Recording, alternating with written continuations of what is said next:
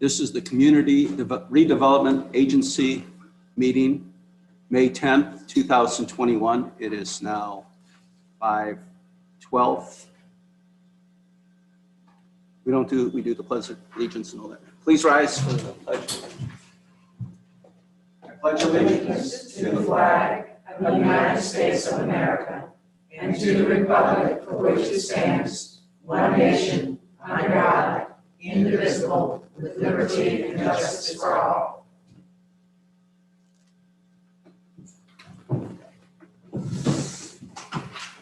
All right.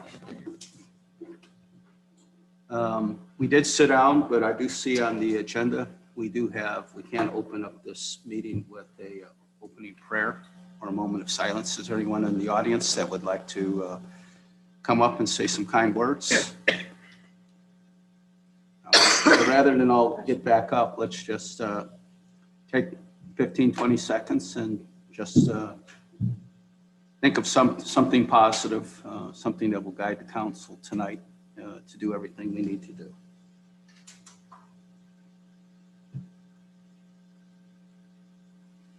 Okay, very good. Thank you. Ms. Roberts, how about roll call? Yes, sir. Mayor White. Present. Vice Mayor Hanchar. Here. Councilwoman Williams. Here. Councilwoman Covage is absent tonight. Councilwoman Kenny. Here. Jan Smith, Finance Officer. Here. Julie Danowski, Records Clerk. Andrew Hand, City Attorney. I'm here. And Shane Yawks, Lieutenant Police Department. And Chief McQuaig is present also. He just has to step outside. The agenda for this meeting was posted on the city's website and City Hall bulletin board on Thursday. My dates was the May 7th. Very good. Thursday, May 6th. May 6th. Correct. Sorry. Okay, at this time, we will accept public comments on the consent agenda before we make a motion. Is there anyone in the audience that would like to make a comment to the consent agenda? If not, I move that the consent agenda be approved as presented. Second. You have a second. All in favor? Aye. Opposed? Please note unanimous 4-0. Go to the regular agenda, which is item number 2. 2020-2021 second quarter TIFD CRA budget update. Ms. Smith, looks like it's all yours. Thank you, Mr. Mayor. This will be brief, as there hasn't really been that much activity in CRA at the 6-month interval, which is what these financials represent as of March 31st. The first schedule, which reflects revenues and expenses, the revenues, that we have received year to date, and that's the third column in, $299,455. For the most part, that is what all we will receive this year, except for a little bit of interest income. I am projecting that we are going to spend almost all of budget because as of March, it's still relatively early. We still have projects that we're working on, grants that could still go out, the parking project, things like that. So, but revenues, for the most part, what you see is what we're going to receive. The line 99, the other sources and uses, those are the funds that we would be bringing in from reserve to fund all the expenses that are budgeted for the year. So as of March 31st, I'm projecting that we will receive we will have a total revenue amount of $731,759. There's a slight shortfall due to taxes received. There always is a true up later on in the year when the Value Adjustment Board meets and all the property appraisals come in final. Are there any questions with respect to the revenues? Nope. Okay. Moving on to expenses, down on beginning on line 104. Year-to-date actual, again, in the third column, actuals are $21,548. So you can see it's we haven't spent that much at the 6-month mark. Again, I'm going to project pretty much the entire budget because of outstanding projects. Now, the largest project on line 107, we have $563,000 budgeted. The majority of that is the Ernie Mills parking project at $393,000. We've got $70,000 in grants, and the other 2 lines are your basic operating expenses, salaries, as well as other miscellaneous items. So at year end, as of March 31st, I'm projecting an actual shortfall of $9,000. Again, that's only if all the projects are done and we spend every penny that we've got budgeted, which it doesn't look like we will, mainly because of the vacancy in the community development manager slot. So at March 31st, this is where we stand, only because at this time, I didn't know if we were going to hire somebody soon or where we were with that. And the projects, well, grants, that's a big unknown. If we can push grants to give out, but it's really come the end of June, it's my understanding it's a little too late after that for this fiscal year to give out grants and the review process that follows with those grant applications. So we'll come in with a surplus this year. How much, I can't tell you right now. That's a good word, surplus. Yes. Jay, just to make sure I'm understanding, when you're saying that that will probably come in for a surplus because we don't have a community development, because part of these funds go to pay a portion of the salary that they do for those projects, correct? That's correct. Okay, I just want to make sure that's what I was understanding. Yes, that's Thank you. correct. So if there are no questions, we'll move on to the next schedule, which is color-coded upon request. This is a schedule just showing, and if you can scroll over just a little bit, there we go, which shows the projects. It's really reflective of the budget. Line 9 is personnel. Line 8 is personnel, line 9 operating. Moving on to line 11 is where it begins to detail out the individual projects that are within this budget. And as you can see, now I'm looking at the fiscal year 2020-21, the far column.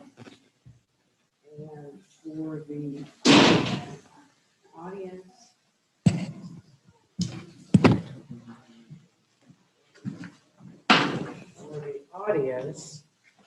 I am over here in this column and detailing out the projects. We still have the Blue Run Park restrooms, the 125 park. We've got the West Penn Streetscape, which is on line 15 right here. We've spent a little bit, $2,200. And then we have Ernie Mills beautification. We've got entrance signs. And of course, line number 18 is the Ernie Mills parking lot. And as of March 31st, we've only spent $2,700. So this does tie to the first schedule as far as the expenses, just in more detail. Moving on to the last schedule. Here are the reserves in the CRA fund. We have on the third line down, unrestricted funds in the amount of $882,000, get to it, $169. Now that is to fund the budget. This is actually our bank account. And then we have set aside for the bike path, $303,760. So we have a total amount on deposit as of March 31st for the CRA of $1,185,929.22. Are there any questions? Thank you for the color coding. It really does help. It does, because it even helps me know how long we've been carrying a project and when did we first start. think Rick Hancock started that, so it was a good thing. Are there any questions? Any comments, Ms. Kenny, Ms. Williams? No. Jan, we have a couple minutes. You're finished? I am finished, yes, sir. For the audience that may not really understand CRA, what that means and what that money is used for, maybe you can just give us a couple minute just recap so everybody kind of knows what we're talking about. Absolutely. The city has 3 CRA areas. One was, for lack of a better phrase, drawn in 1999. It encompasses certain properties within the city. Then there was another CRA area added in 2000, and then a third area added in 2011. And Each CRA area, stands for what? Community Redevelopment Agency. All those areas had, at the time of adoption, a tax base. From that beginning tax base, any increase in value is what the city receives to rehabilitate blighted areas. Marion County contributes a portion and the city contributes a portion to the CRA every year. Those monies can only be used in those 3 areas, which encompasses quite a large area of the city. Number of miles, square miles, I'm sorry, I don't have that information. But we do have a map and we track all CRA expenses. A CRA is active for, I believe, 20 years. Then we can apply to extend it with Marion County's permission because it's Marion County's money that they're giving up. I believe it's in community development. Teresa would be more familiar with that. On the website? That I believe it is, but again, Teresa would have more information on that. Hopefully that explains really what CRA is all about. So basically what it is, it's a special fund It is. that is earmarked for portions of the city that are determined that need a little helping hand. Yes, sir. And those funds are only to be used within those identified areas. Yes, sir. And right now we have 3 identified areas. That's correct. So if your particular business or where you live is not in those areas, you are not eligible. No, you do not benefit from it. Okay, I hope that, there's a lot of people out there that are very interested in CRA and what it's used for, actually what it is. And typically the revenue that we get each year has averaged in the $150,000. The 2011 area, it took so long to see an increase in property values because that was set in motion pretty much at the end of the economic downturn. And the property values were very high. I want to say they were maybe about 21 million. And it just over the past few years, we started to see an uptick in those values and receive some funds for that third area. Any more comment by council? Public comments now. Would anybody like to come up to the podium and make a comment? Yes, this time. Please state your name and your address. Lights on. Kathy Dunn, 11386 Hendricks Drive. I had more of a question about the CRA money than a statement, but as I understand it, a business or an entity can apply for a grant and then they have to put the money up and then they can get 20% recouped if they receive the grant. Is that right? There is a maximum. And I thought it was maybe, without looking at the grant policy, I'm sorry, I Right. really don't know. It's not a large amount. Right. 20%, I don't want to say definitely it's a percentage. It may be a maximum of $2,500, but you are correct. The entity has to, or homeowner has to pay for the job and then we reimburse. But then the personnel that work in the CRA district, part of their salaries can come from that money too, Oh, correct? absolutely. So like the other thing is, what if a government entity wants to get more for a project that they're doing, like the Ernie Mills project? We can Do you- only spend what's in the fund. Yeah, but can you get more than 20% for the government body applying for the CRA grants? The government body doesn't apply for the grant. They just, That is for the citizenry of Dunnellon. okay, We as a government can use those funds in any way deemed appropriate. okay, So, for example, we have $1.1 million in the fund. right, Council deemed it appropriate to set aside $300,000 for the bike path. mhm, mhm, So there was no application needed for that. okay, Whereas a resident or business owner would need to apply for a grant right, where the CRA, the governing board, has set aside a certain amount to allocate towards grants. mhm. So if a The gentleman project, on Powell Road did it. I'm sorry, The gentleman on Powell Road, he applied. we've given out such little money Yeah. with this. Okay. And Well, it's you only answered been a my few question. It's only been a Yeah. few $1,000s that we've actually given out. Right, thank you. You're welcome. Ms. Dunn, we can send you a copy of the grant policy, which it clearly lays out how it works. And we have advertised that and begged people to come and use those funds. And they Yes. just haven't. I know the Historic Depot would like to have some money for replacing the back deck, but they were turned down probably 3 or 4 years ago, so maybe they will reapply. I'm not sure why they would be turned down, unless it's because it's a city building. But I'm not sure. It's not considered. They can reapply. Hey, is there anyone else in the audience that would like to make comment? Yes, please. State your name and address. Speak loudly as you can into the microphone, so this is being recorded.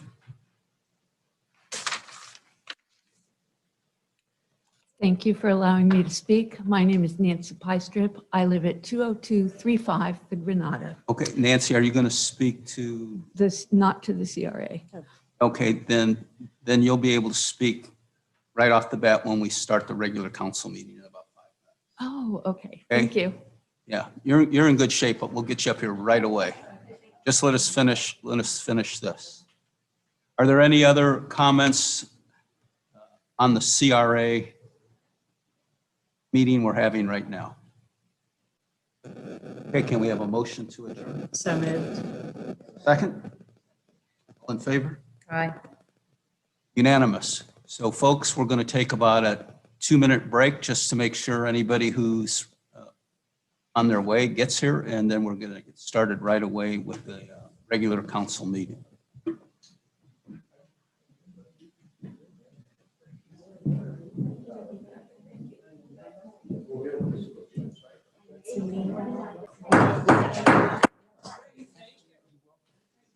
Okay, call to order. Please finish your conversations at this time. If you need to continue talking, take it outside and bring it on back when you're finished. Okay, this is the city council meeting, the May 10th meeting. Now 5:35. Would you all please rise for the Pledge of Allegiance? Pledge allegiance To the flag of the United States of America and to the republic for which it stands, one nation, under God, indivisible, with liberty and justice for all. Please remain standing. Is there anyone in the audience that would like to give a prayer or invocation or some kind words? Anybody in the audience that would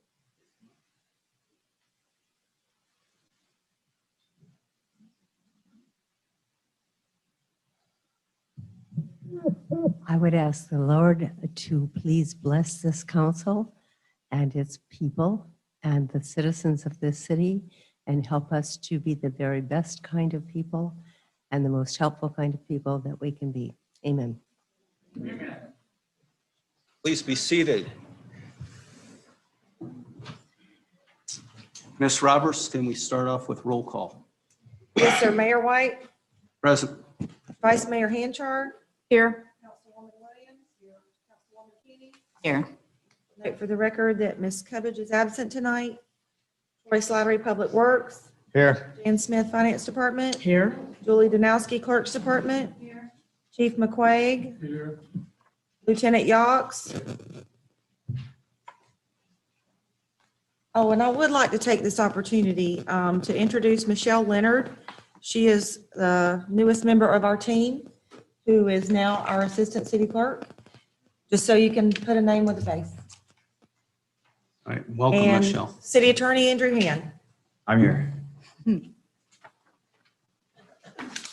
The agenda for this meeting was posted on the city's website and City Hall Bulletin Board on Thursday, May 6, 2021, and amended on May 7, 2021 to add back up to item number 12. Okay, here we go. At this time, we're going to do a little housekeeping. If you have a phone, please silence it. If you want to speak, we'd like it if you would sign up and let us know what item you want to speak to. You do have 3 minutes to speak. A note to council, we do operate under the Roberts Rules of Order, where before speaking, you should be recognized by the chair. I will give opportunity to speak twice to any subject. At that point, I will try to move forward. We do try to move our meetings forward, so we're not here later than we have to. If council does decide that they want to debate or discuss an item beyond that, a majority vote does overrule the chair. Want to welcome everybody here to the meeting. This is a nice big crowd. We certainly appreciate that. I'm going to start it off. Does the council have any comments regarding the agenda as it's published? Sir. Anybody? No? I just want to make a comment on items number 5 and 6. I may show, which is on the consent agenda. I may show during council comments a few photos that I think will go along with that. All right, so where we're at right now is we start off these meetings with public comments. This is the part of the meeting where you can speak to any subject to the council that you want, as long as it's not on the agenda. If what you want to speak to is on the agenda, then you need to wait until that agenda item comes up. But if you want to speak to anything, something new, something different, a complaint, a suggestion, we start off the meetings and we allow residents to speak to council. You have 3 minutes to speak. Council will generally not respond to your comments at this time. Sometimes if what you say is provocative, we may bend the rules and ask you some questions. Usually we will listen and then we will respond if there's a need during the council comment section. We have found that when we get into exchanges back and forth, it elongates the meetings to the point that we're sometimes looking at 3 and 4 hour meetings unnecessarily. So at this time, we're going to start it off with public comments from anyone in the audience. Anyone who's signed up, you usually go first. You have 3 minutes to speak to any subject that is not on the agenda. Ms. Roberts, do we have anybody signed up? I have Julianne Mendonca.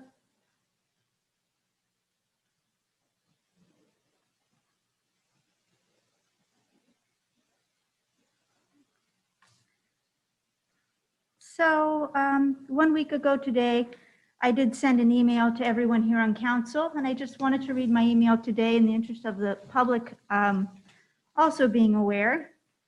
It says, Dunnellon City Council, protect our neighborhoods. Would like to make a formal request for a motion to be made by a city council member for the initiation of citizen involvement with the hiring of all professional and managerial positions. On April 20th, Mandy Roberts accepted our invitation to review, revise, and improve the current job posting for the community development position, and this is underway. We're making efforts to recruit candidates. The council has outwardly expressed that they feel ill-equipped to manage the hiring process independently. We firmly believe that establishing a simple process to assure professional interviewing and hiring practices is necessary to have a chance with future candidates. We have experienced, interested, available, and invested citizens who want to work together with the council on this endeavor. In the spirit of transparency and citizen involvement, we hope that you will respond promptly and accept this invitation for collaborative efforts. Kindly protect our neighborhoods. So when I sent this exactly 1 week ago, I did get a response. Valerie, thank you for acknowledging the email. And just as a resident making every effort to be actively involved, I do think it is nice when emails are acknowledged, like got it, or anything. So hopefully the rest of you have received this email. If you haven't, I've talked to some neighbors who have also had difficulty getting emails through. So maybe, if there's an alternative way that we need to communicate, whatever it takes, but I did send it to each and every council member. Thank you. Thank you very much. Faith O'Brien. Hello, Faith. Name and address. Huh? Oh, I live in Dunnellon Square. Faith O'Brien, Dunnellon Square. I want to publicly thank our new mayor. He solved a problem which has bothered my husband, Bob, and me, and our neighbors for many years. We've been awakened at 4:30 a.m. every Wednesday and Saturday morning by very loud noise. The city ordinance forbids loud noise between 11 p.m. and 7 a.m. ACE was a big problem. They were restocking. Their forklift sounded like they were moving earth. It was horrible. Mayor White and the police lieutenant spoke with all the shops in the shopping plaza there about a month ago. And now, every Wednesday and Saturday, the noise does not start until 7 a.m. And that is wonderful.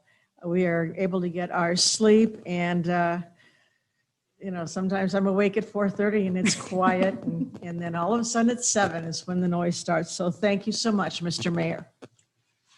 Thank you. Appreciate it. Hey, anyone else signed up? I don't have anyone else signed up. Okay, now what we do is if there's anyone in the audience that did not sign up and now you are, you feel froggy and you want to get up here and say something, raise your hand, come on up.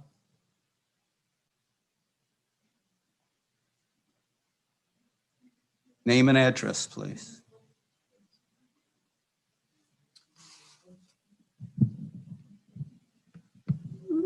Sorry that I didn't know about the sign-up rule.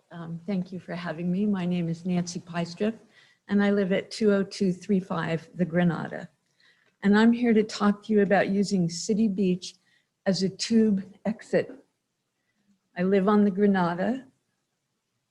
Me and my family and several on our street walk to Blue Run, put in our tubes, float to City Beach, and take out at City Beach. We're pass holders at City Beach, and we've been doing this for about 5 years.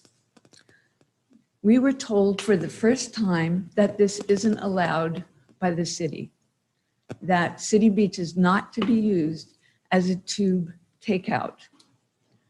My question to the city is why and what is the policy? And if there is a policy against it, why do we see no signage?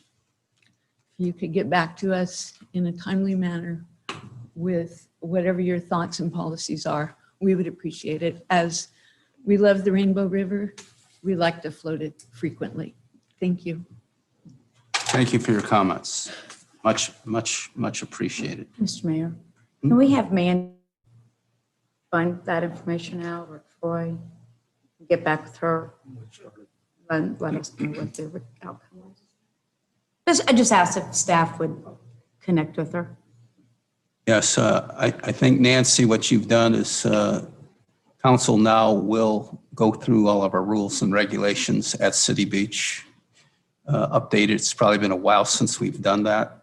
And specifically address your specific question, which is a question that hasn't been brought to my attention before. So this is what city council meetings are all about, connecting with the council and let us know what's going on out there. So much appreciated, and I guarantee you we will look at it and we will get back to you soon. Okay. Is there anyone else in the audience that would like to speak? This is your time to shine. Okay, if there is no one in the audience that would like to speak, we now will move to the consent agenda. I move the consent agenda be approved as presented. Or we have to have public comment, don't we? Public comment first. Okay, here's your chance again, and I try to educate a little bit as we go because I realize some people don't come to meetings very often. Well, right now we're going into the consent agenda. What that means is items 1 through 7 have already been discussed previously. And council is in consensus that these are ready to be approved. So without any discussion, council will move forward and approve all of these. So right now is your opportunity before you do that. If there's anything on the consent agenda, 1 through 7, that you would like to speak to, this is your opportunity to speak to it. Anyone in the audience want to speak to the consent agenda? Okay, please be noted, no comment. Do we have a motion? So moved. Have a second? Second. All in favor? Aye. Opposed, none. Please note, passed unanimous, 4-0. Following along with us with that, on the agenda, we leapfrog to item number 8. We just covered all the items on the consent agenda. We have a presentation to Haley Constable, Girl Scout of West Central Florida. Mandy, did we Mayor, ever- I did send them an invitation to come, but I did not hear back from them. Dawn Pudlow's here with the Girl Scouts. Oh, okay. Oh, wow. I said her name wrong. Could you come up to the podium and just give us a few words? We'd appreciate that. My name is Dawn Pudlow Horton, and I am with West Central, Girl Scouts of West Central Florida. I am also a local troop leader here in Dunnellon with girls ranging from kindergarten to seniors. Unfortunately, Haley Constable was unable to attend tonight's meeting due to a conflict with work. But on behalf of Haley Constable, I am honored to receive this presentation. Very good. All right. Mandy, would you like to read it or? Sure. Okay. To Haley Constable, Girl Scouts of West Central Florida. Her project name was Guiding Light Disaster Relief Program, and she was a recipient of the 2021 Gold Award. The Dunnellon City Council would like to congratulate you on your outstanding achievement on your Take Action project, which resulted in your being recognized by the Girl Scout Council of West Central Florida in receiving the highest honor a Girl Scout can achieve in the Gold Award. The council is very proud to see exceptional Girl Scouts recognized and appreciated by the community. Your excellent service to the community reflects very positively on the Girl Scout program, and we thank you wholeheartedly for your efforts. Dawn, can you tell us what the project was a little bit about? Yes, ma'am. The Girl Scout Gold Award is the highest award an 11th grade or a 12th grade Girl Scout can earn. A Girl Scout addresses an issue in their community or globally, and then implements a plan to correct it, change it, or make it better. Haley Constable's Gold Award was the Guiding Light Disaster Relief Program. It was a program that helps family in the Dunnellon community who has been affected by a disaster. Within 3 days of her being approved of her Gold Award, she immediately was able to assist a family that had a house burnt down.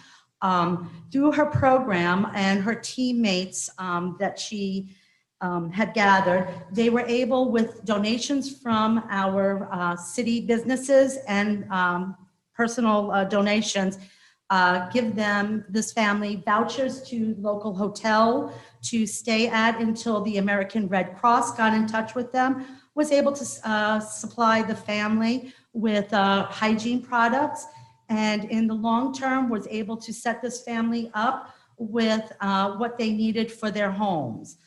Since her Gold Award was approved, Haley Constable and the Guiding Relief Program has helped 4 families here in Dunnellon get back on their feet. So as her personal troop leader, I'm very proud of her, and as a representative, a volunteer administrator to Girl Scouts of West Central Florida, once again, it was one of the higher awards that she was able to earn.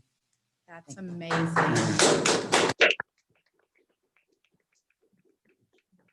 Great troop leader.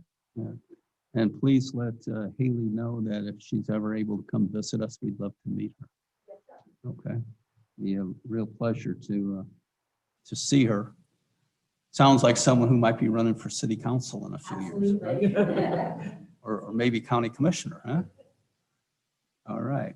All right, we go to item number 9, and it's with great respect that we invited Principal Wade Martin from Dunnellon High School to come speak to us. He's going to give us an overview of the school year, which I'm sure had its ups and downs. Council in the city, Mr. Martin gives you a big welcome. Thank you for coming. Thank you for having me. Before I go into the DHS year in review, I just wanted to say good evening, Mr. Mayor. Thank you for having me. Madam Vice Mayor, thank you for having me. Good evening to the entire council. I did bring with me 2 students, and you know students' times are precious. So we did have 2 students at Dunnellon High School during our weightlifting season place in the state. So I've got Kevin Carmona Figueroa, who placed 6th in the state Class A AA weightlifting competition. He's here this evening. Come on up.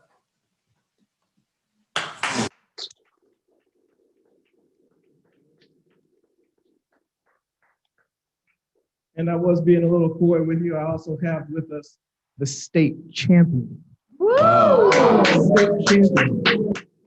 What can I say? Dunnellon High hasn't had a state champion in about 13 years. So we're very excited to have Colby Smith here, who placed 1st in state Class A AA weightlifting. Wow.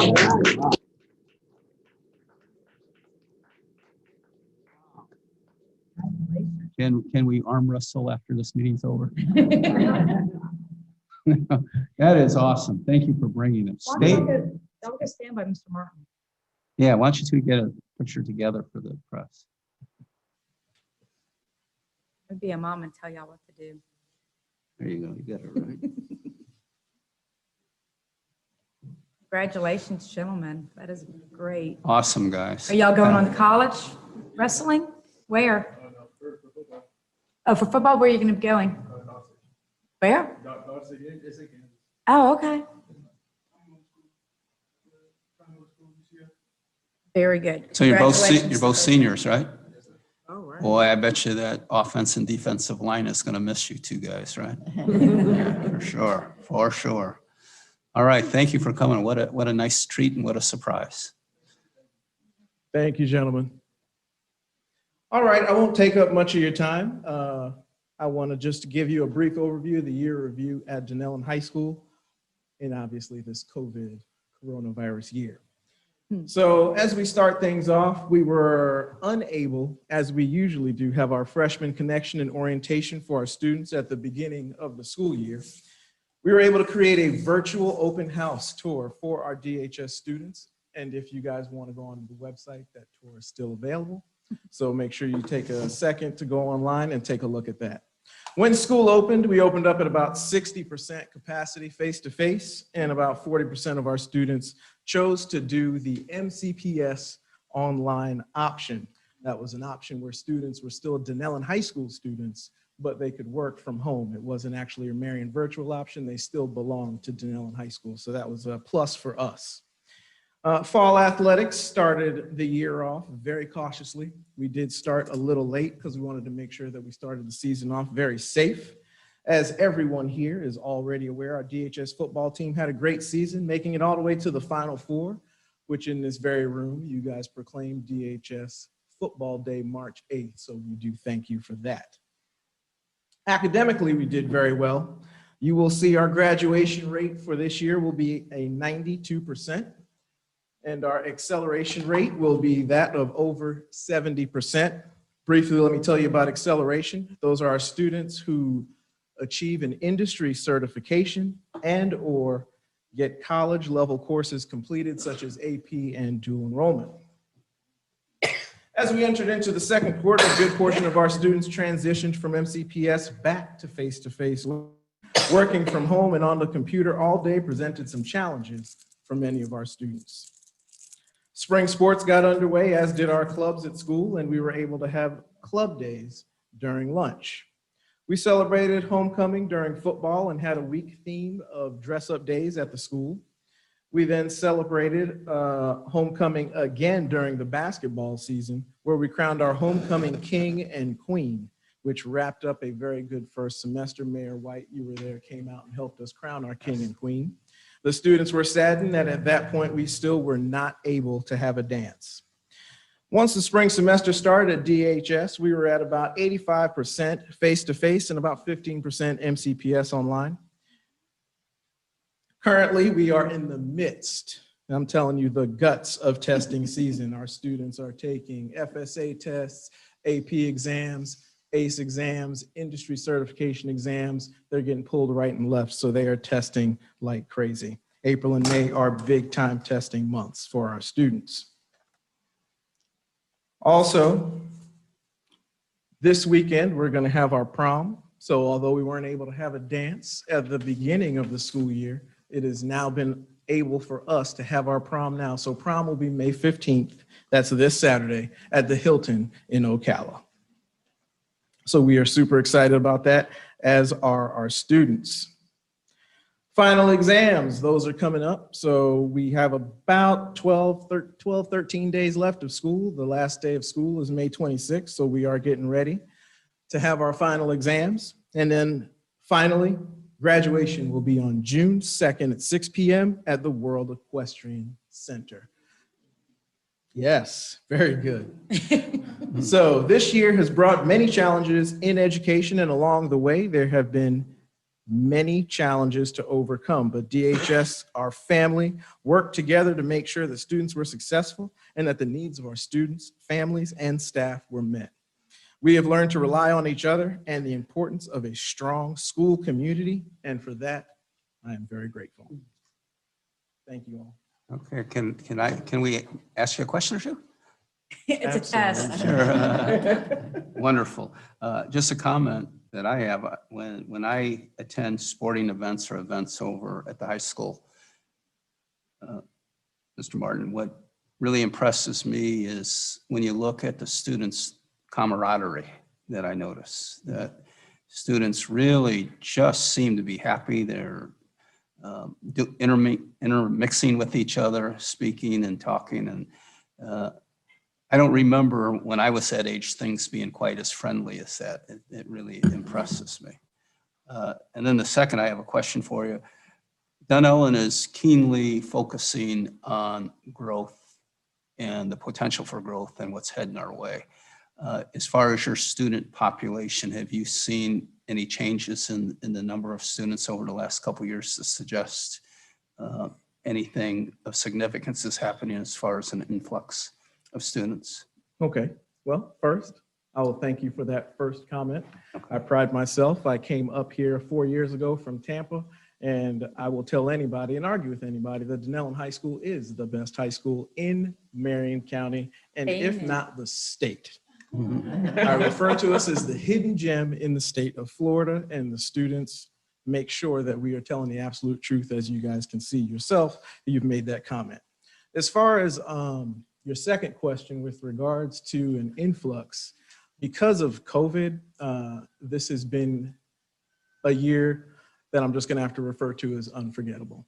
So when we had to do the combination of MCPS online and our face-to-face instruction, the MCPS online was the option where students actually sat at home on a computer, but they still followed their school schedule all day.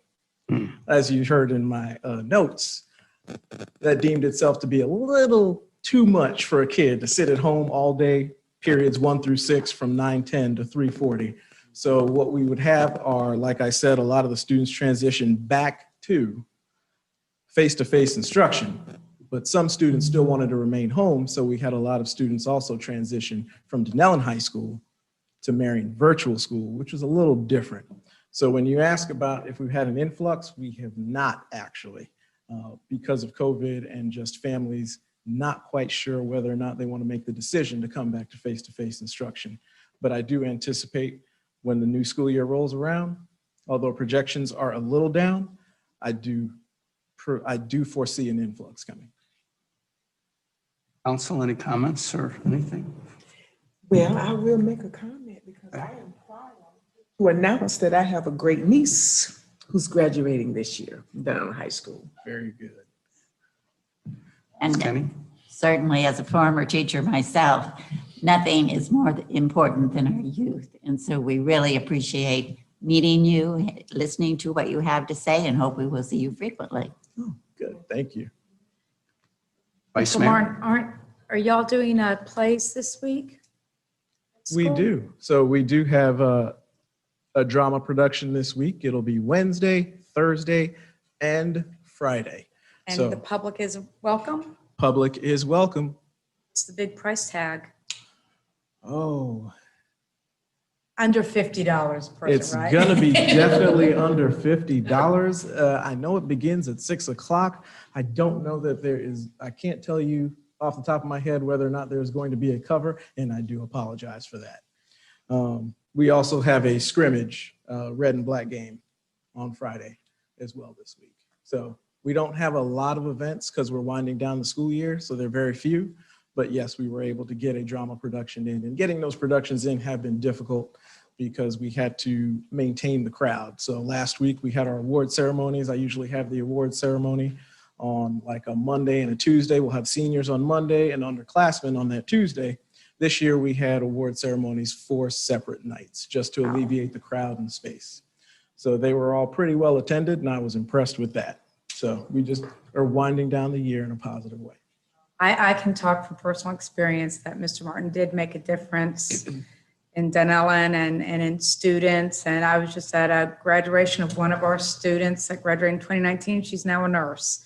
So we, like you said, Dunnellon's one of the great gyms of Marion County and, of course, like you said, the state. So I commend you and all the teachers and all the staff at Dunnellon and all of our schools. They always get maybe talked down a little bit, but they just don't know how great we really are. So thank you for all your hard work. It's made a difference in many lives. Appreciate that. I Thank just you. want you to leave with this note, and it'll make you feel good. Out of the 5 council members that are up here, 3 of us have taught public school before. So you have a majority of a council up here that are educators. That is fantastic. I appreciate that. Okay. Thank you guys for everything you do. Have Thank fun. you so much. Have fun at prom. Yes, thank you. I'll do my best. Thank you so much. Excellent. Okay. What a treat that was. We go to agenda item number 10, the Community Liaison Program presentation. Christine Mills is going to give us a presentation. Oh, okay. You going to get up here and speak? Oh. Okay. Miss Christine. Hi, my name is Christine Mills. I live at 20420 The Granada. I see a lot of faces that I recognize. A lot of people might remember me from my father's restaurant, Mackey's, before 2001. I live on the Granada, and I am a surgical nurse, so I do on-call surgery after hours, and I'm awake all night long, and I see a lot of things that go on in town. And I became interested in what goes on down our street. So I talked with some people, and Ms. Ermatinger asked me if I would like to be maybe a liaison to come to the meetings and just kind of relay what goes on the Granada. I'm always open. I'm in the evening, I'm always awake. So, if anyone ever wanted to, get something to a meeting, I'm more than happy to come to the meetings and relay that information as well. And my text is always open. Okay. It's good saying, it's like old home week up here today. You and Dawn. I know, yeah. I wanted to also say congratulations to you all, the new council members and mayor. I haven't had a chance to personally meet you. So I'm glad I got to say hello today. Thank you very much. Thank you so Miss much. Christine.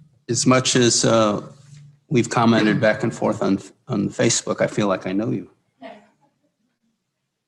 Thank you for coming, and please do come.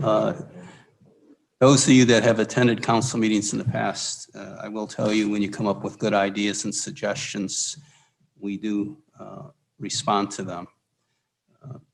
For instance, recently we had the Little League approach us and introduce themselves to us, and we were able to do some things for the Little League. They just kind of rattle our cage a little bit and says, hey, how about us? So sometimes in government, there are so many things to do. Sometimes it can be overwhelming.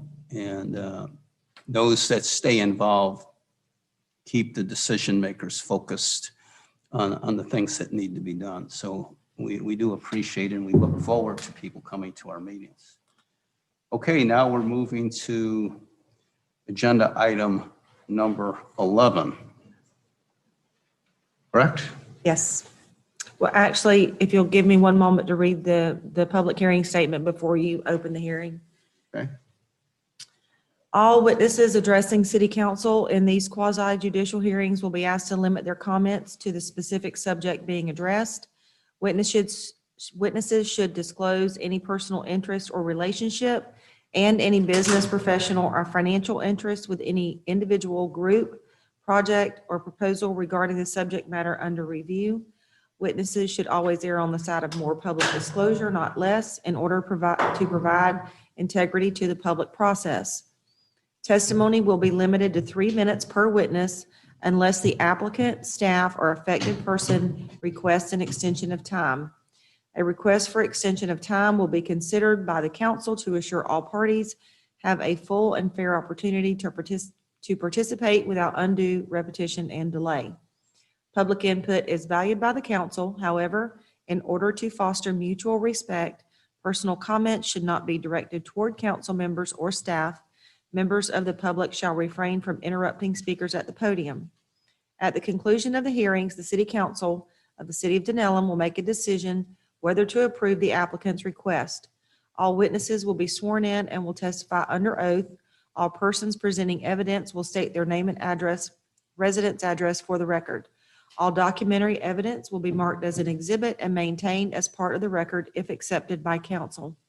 After each witness testifies, any councilman may question the witness. The owner is entitled to cross-examine each witness after his or her testimony and shall do so by asking questions of the witness, or can rebut the witness testimony by presenting contrary testimony or documents after a witness testifies. Thank you very much, Ms. Roberts.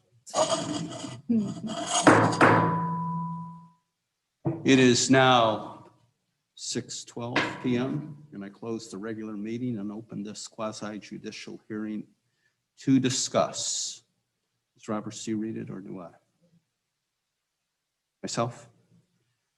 Special exemption number SPX 2021-01, development order number DOR 2021-01, parcels 4071-000-00, section 01, township 17, range 18, 40713-001-0, 407-114-003-00, 40715-0015-00, 40716-000-00, 40717-000-00, 40719-001-00, Section 06, Township 17, Regular 19, in parentheses, notice of quasi hearing to property owner on April 21st, 2021. Now, will the city attorney now swear in any of the witnesses? Yes, sir. Will anyone who intends to present evidence tonight please rise and raise their right hand? Under penalty of perjury, do you promise to tell the truth in the testimony you're about to give? Thank you. Okay, very good. Now, I guess, is this directed towards staff?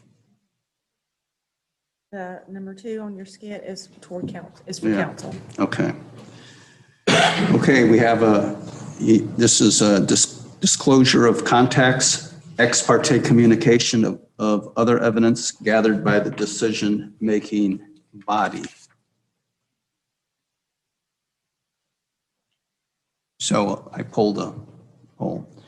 Is there, we'll go down with Ms. Kenny, is there anything that you would like to say or divulge, any context? I have not had any ex parte communication. Okay, Ms. Williams? No, none at all. No ex parte. No ex parte. And the mayor, no ex parte. Okay, now we go to the staff report presentation with Mr. John Peterson. Mr. Patterson, yes. Patterson, excuse me, sir. Welcome, by the way.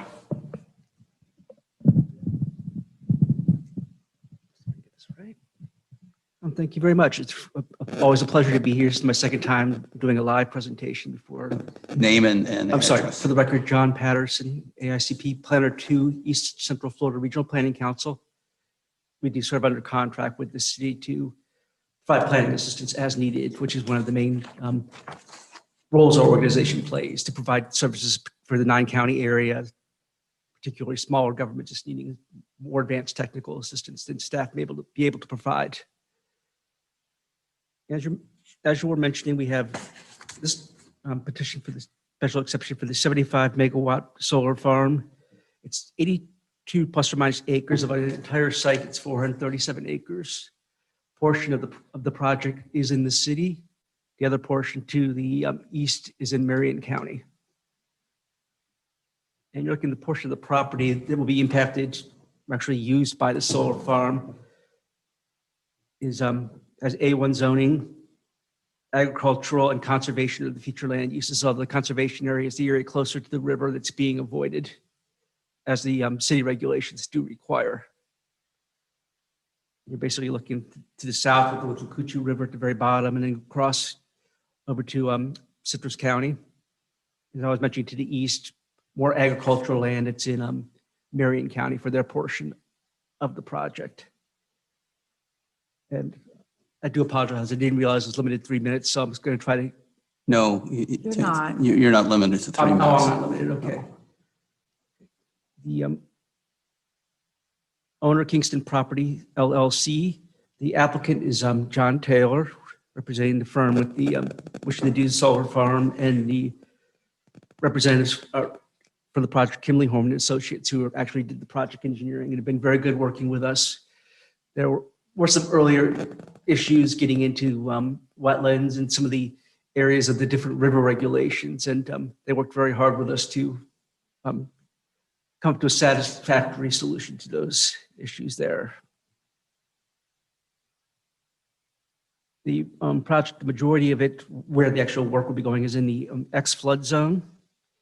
There are wetlands in the site, and that was one of the kind of driving issues with the wetlands, especially where they are existing paths out there that have been used for the agricultural use on the land over the years, and that will be the main access for site construction, as well as for the maintenance.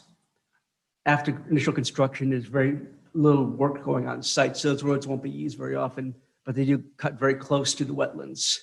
So we did place some conditions on that. I'll go into that a little further. And we did go to the special exception, just subsection 9.1B 1 through 11, as well as ordinance 2020-10, which put through to basically create new regulations for special exceptions for solar farms to allow this kind of use to be done in a city with a special exception. And going through the conditions, the main conditions we really looked at the hardest, and the first of all would be the issue with the traffic on site and getting to the site. Basically, the main concern is it's one of two roads in and out of a residential neighborhood, as well as Bridges Road itself, which will be the access to the project. It does also provide the way into the Little League fields, as well as the airplane park, the remote controlled airplane park that's down that way. So basically, you just take Bridges Road all the way down to the end, and then you would enter into the agricultural property where this is going to occur. And the initial concerns were with the big trucks during construction, especially since it is a dirt road. It does have quite a few ruts, as I found out as I did a site inspection. The road, actually, Bridges Road, a lot of research has been done over the years, but the actual ownership of that, control of that, is with the state of Florida, not with the city. As well, when you get to the main intersection where trucks will be turning off of, there is a curve right there. And that road, of course, is County Road 484, which is controlled by the county. So the applicant has agreed during the construction period to work with both of those agencies to address any issues that come up, to make contributions towards any repairs that need to be done, any special conditions such as if they need somebody to direct traffic when trucks are going onto Bridges Road, for example, et cetera. And they have agreed to work on that. And the second was dealing with the environmental issues on the property. The comprehensive plan does call for a 50-foot buffer from wetlands, which would not be met in this case. However, the road is pre-existing, and it is recognized by the Southwest Florida Water Management District in this case. They recognize it's been there for years. They don't have any issues with that. They did present before the Planning Commission to that effect. The property is not under any jurisdiction, wetlands, I should say, are not under jurisdiction from the Army Corps of Engineers. They've relinquished any control over that or any permitting needed there. And the applicant is working to get their environmental resource permit that they need from the Water Management District. So everything's moving forward with that. And we put the, basically put the condition on there that they are to have the turbidity screens up around the wetlands, especially where the roads, access roads come in close to it, particularly of concern during construction time when there will be a higher volume and bigger trucks going through that area. And just to give a brief overview, I've actually was privileged to take a tour of one of these facilities over in DeSoto County that Florida Power and Light built. They're very quiet, they don't make noise, very low impact. The panel's fully extended, I believe about 12 foot tall at the highest. And the area below them is not paved or anything like that, it's still entirely grass, so animals can move about. Water can still percolate because it is an area where it's an aquifer recharge area, so that's important. The water can still percolate under, for example, if rainfall comes off of the panel, it's going to go right into the ground because it is still grass all below it. And small animals, birds, et cetera, still go under those panels or are able to. And staff came up with the recommendation of approval with following conditions. Applicant will be required to work with the state to mitigate any damage to Bridges Road or impacts on nearby residents or properties during the time of construction. And they will be also required to do the same with the intersection of Bridges Road and County Road 484 with the county. And secondly, the applicant will be responsible for coordinating with the county and state, paying for any improvements needed to the intersection or these roads related to the project. The applicant will cooperate with the county and state regarding any traffic control measures deemed necessary for the project.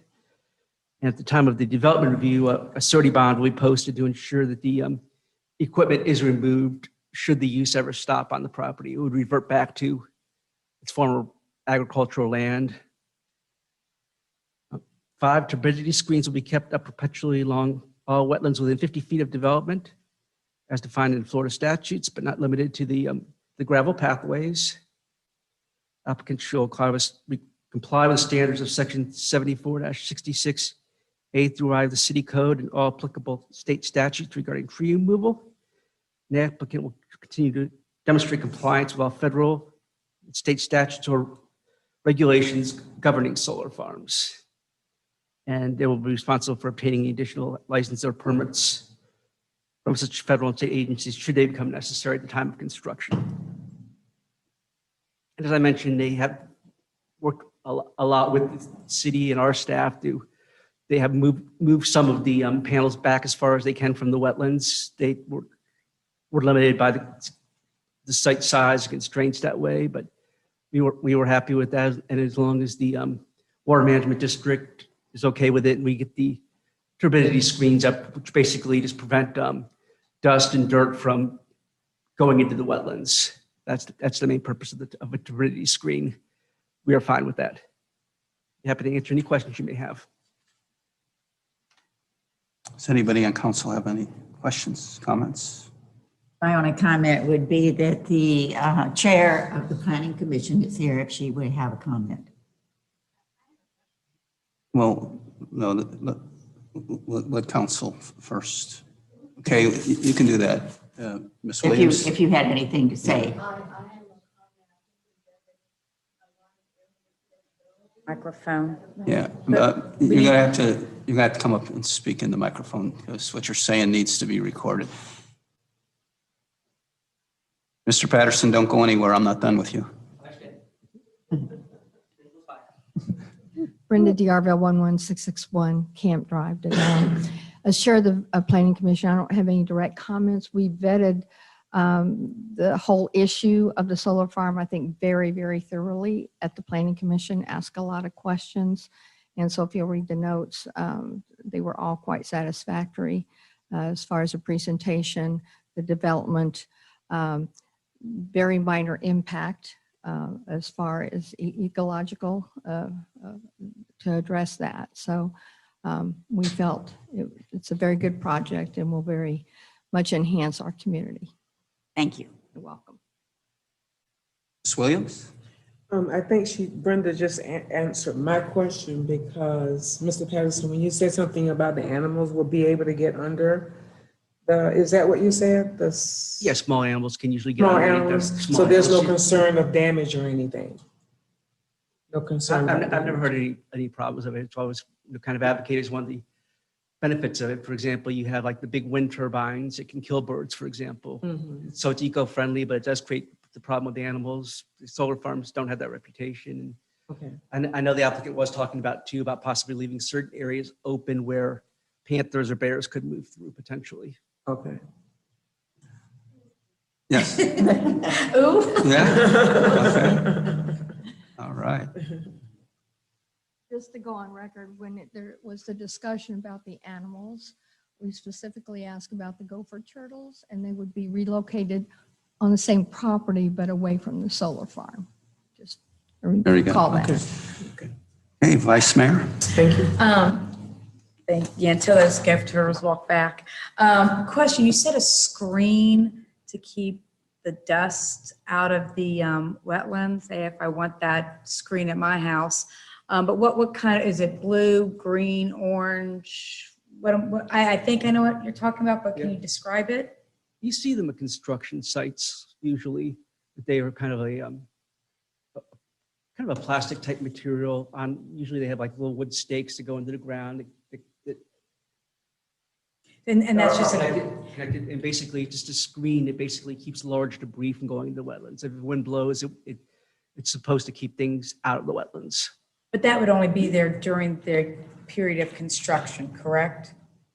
That's not a permanent. I thought it was going to be a permanent thing, especially where it goes closer to where the roadway goes to be closer to the wetlands, because it only is a gravel trail. The applicant can address that further if they need to. That's my Okay. understanding. All right, and I want to make sure that I understood. You said that the state of Florida is stating that they own Bridges Road? That's my understanding. They have jurisdiction over the road. There's been some research done over the years, according to the folks I've talked with that know the history of the community over at community development. And then I think my other questions will be for the gentleman, the applicant, so. Okay, finish, okay. Mr. Patterson, I don't know if my comments or questions should be directed to you or the next person that's going to speak, so I'll just throw it out to you, and if you can answer it, you can. If not, we can. I think one of the concerns is the assumption is that Bridges Road is going to be the main conduit from 484 to the work site. We all know Bridges Road is a totally dirt road that is considered one of the worst roads in the Dunnellon Heights area as far as sand and dips and whatever. I think my concern would be that during the course of this project, the developers would realize that this road is really a tough way to go, and that they would then go down San Jose, which is a paved road, and then take a left-hand turn somewhere toward the end of San Jose, and then cut directly through the residential area in order to bypass Bridges Road. And I think the public, if that does happen, I think the public would have a big issue with that. And I don't know how the applicant feels about that, but staff would not have any problem crafting a condition like that could go in. But this is the only access road that is approved because of concerns with big trucks going through the neighborhood. Well, I'm saying big trucks, the way Bridges Road is right now, would have a rough time getting up and down Bridges Road. There is some dips in there that if you don't almost come to a stop, it will throw you out of your seat. So what I'm saying is I anticipate if because of the condition of Bridges Road, the project then shifts to the neighborhood that has that's singular paved road, San Jose, and then meanders through the neighborhood by taking a left-hand turn to get to the site. This council room will have people in here asking what's going on. That's our concern, and that's why we had that condition about coordinating with the state and making the improvements that were necessary at their expense and working with the county and the city both. This county, city, and the state for that very reason. I shared that concern with that you're mentioning. Yeah, because I can almost guarantee you and the owners and the people involved will find Bridges Road not to be a satisfactory way to get in and out of there, is what I'm saying. The second concern I want to have is that I do enjoy the rivers. I do go out often. And that particular section where this is going to be developed right now looks from the rivers, it looks pristine. As you go through that area, it looks possibly how it looked 100 years ago. There's no development. It's just absolutely beautiful in that area. My concern is, even though there's a buffer, my concern would be that the solar farm could be where the buffer doesn't really totally buffer. And now when you go through that absolute pristine part of the river with that natural view, you can actually see through the trees, particularly in the fall when the leaves, there's not as many leaves, and you'll now be looking at the backside of a solar farm. That's a concern to me. I don't know what the answer to that is, but I don't totally know right now if I feel comfortable that that solar farm will not be visible from the river. And I do know that during the fall, you can see through those woods real good when the foliage is down. So possibly is going to spoil the view and the experience of using the river in that area. Comment? Which was the reason why the 300-foot buffer was put in there, which is a lot bigger buffer than usually would be recommended. Goes well and beyond the river corridor protection typical zone that would be there. And that's what's the reason for that. Okay, I just wanted to make those comments. And I mean, and there's always the option if you wanted to put a buffer in closer, towards the foot of the project or the beginning of the project with, like, for example, fast-growing shade trees. That's a possibility. well, the idea is to have the solar farm there and no one knows the solar farm's there. You can't see it from the river. So that's what my concern would be, along with Bridges Road. Okay, those are just my comments. Yes.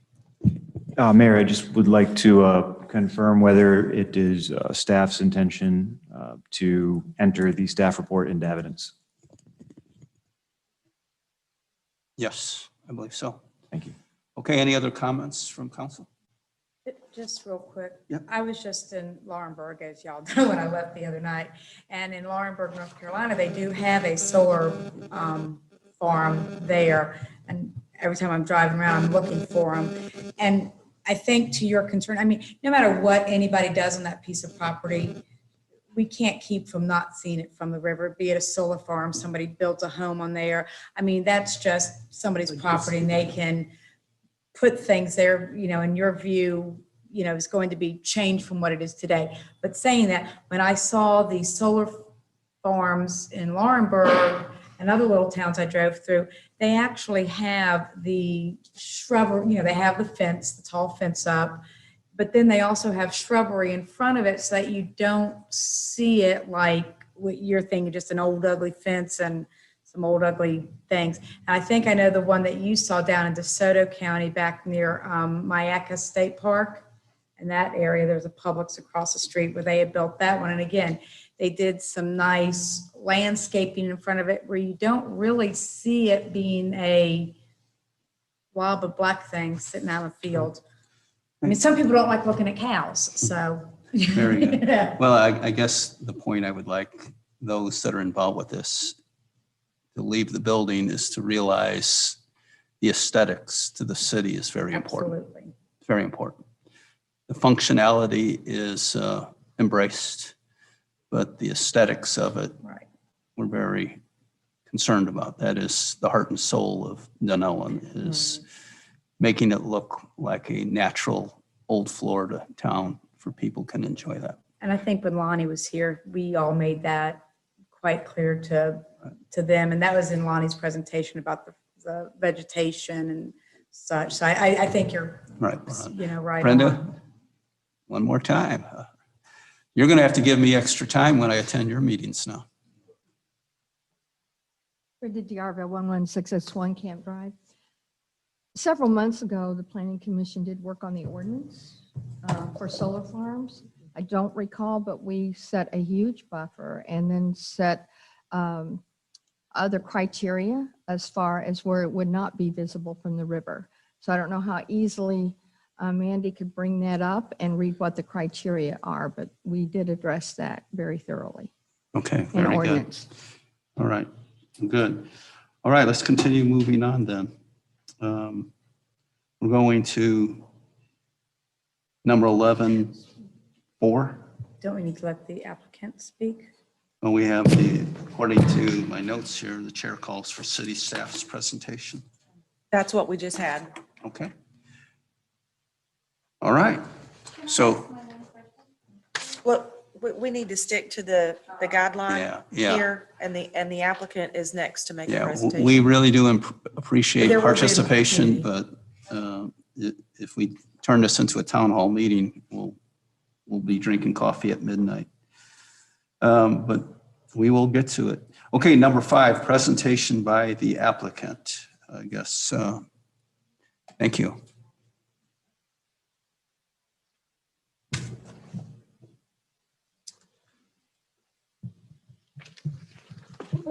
Good evening. My name is John Taylor, residing at 1160 Island Road, Riviera Beach, Florida.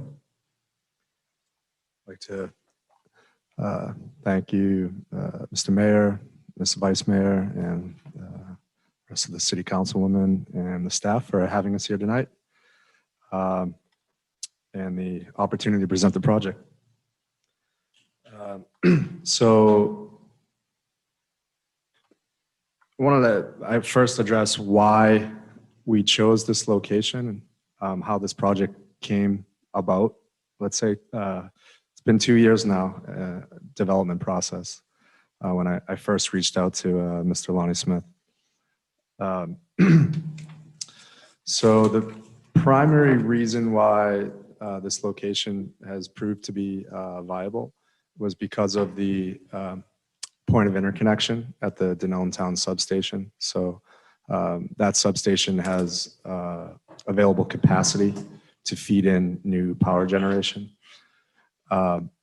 We're a development group, Renewable Management Solutions, who focuses on originating, permitting, design of the project, and then sale of that project to larger, let's say, institutional investors or utilities who will own and operate the assets.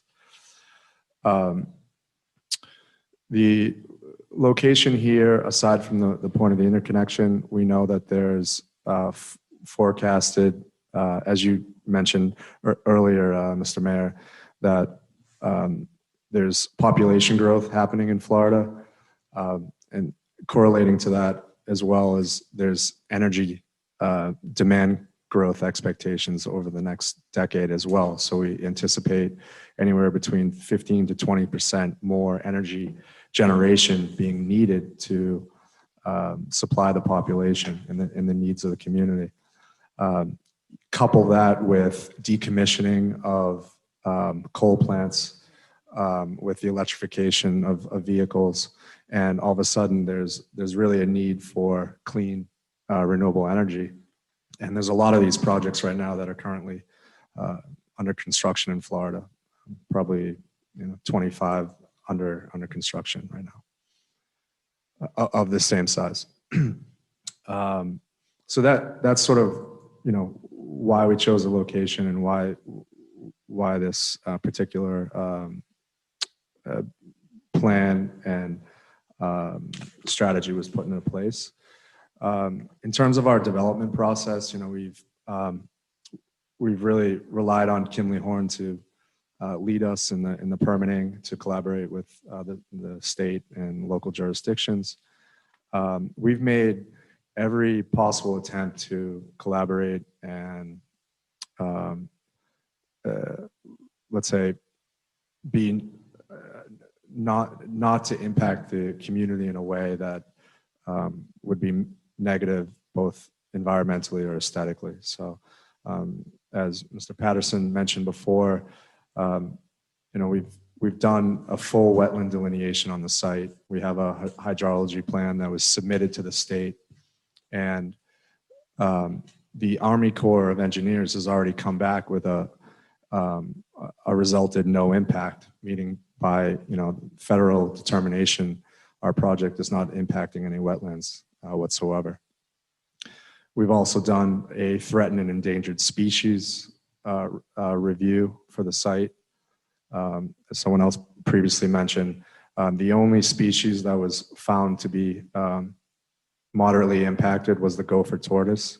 And we've committed to relocating those tortoises to nearby lands. And then we've also done a thorough cultural and archaeological study on the site as well. We had people actually boring into the soil for a certain radius from the river to make sure that there was no native artifacts that were found nearby.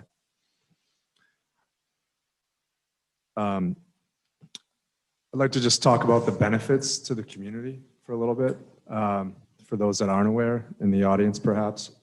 You know, this plant of 74.5 megawatts will generate enough clean energy to power 15,000 residential households per year. So that is, I think, a considerable number of clean energy that's being generated on a yearly basis. In addition to that, there's considerable tax dollars that are being generated, both for the county and the city on an annual basis. And we forecast that this asset will carry out to either 40 or 45 years from its commercial operation date.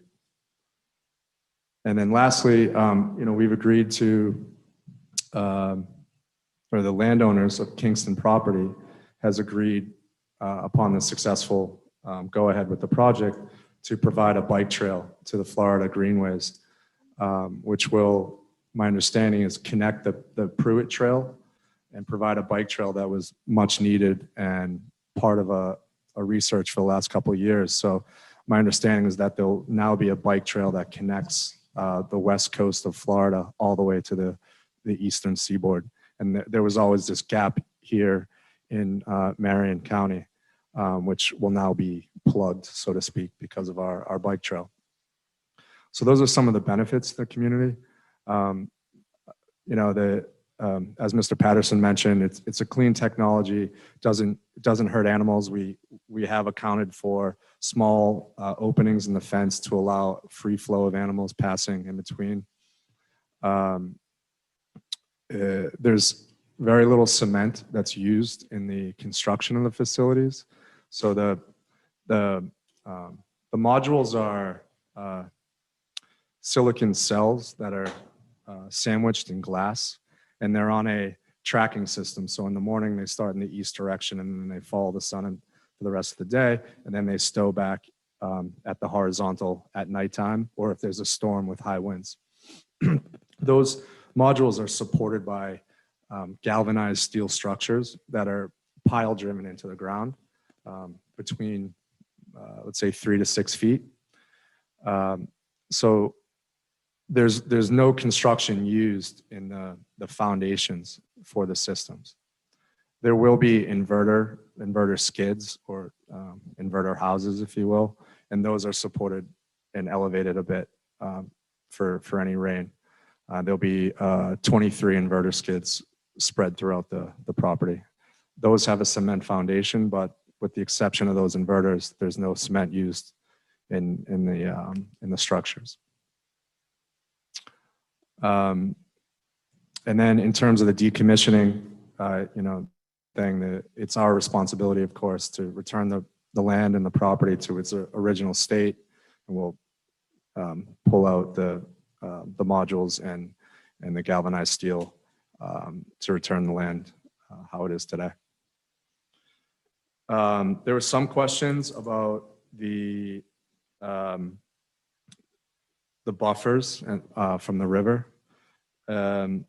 So there's a map I'm looking at here that was part of your package, but just want to kind of highlight that the new city ordinance called for a 150 foot buffer between the river and the usable area. So the 50 foot buffers relating to non-river wetland, but there's actually a 150 foot buffer from the actual river itself. So I think that's certainly considerable. This is an uphill climb from the river as well, so it's elevated. There are trees and shrubbery along that incline as well. So I think it'll be very difficult for someone at the river level to be able to see 150 feet uphill and then behind the existing tree and shrubbery to see the solar panels, which at the peak of the day, which would be morning, sunrise and sunset, max height of the system will be 13 feet. So I don't think it'll be very visible to the eye as you float down the Withlacoochee. Well, just to, so you can kind of see what 13 feet is, I believe this is a 10-foot ceiling. Or is it 12, 10 or 12? Yeah. It's a little bit more. So it would be, the panels would be possibly 1 to 2 feet taller than the ceiling right here, correct? Yeah, I think Well, that this gives is you kind about, I would say that this is about 13. Yeah, so that gives you, it Yep. gives you kind of an So idea how big they are. the edges will be like this in the morning, Mhm. with the highest part of it coming up like that, and then it'll track the sun in the daytime and come back up.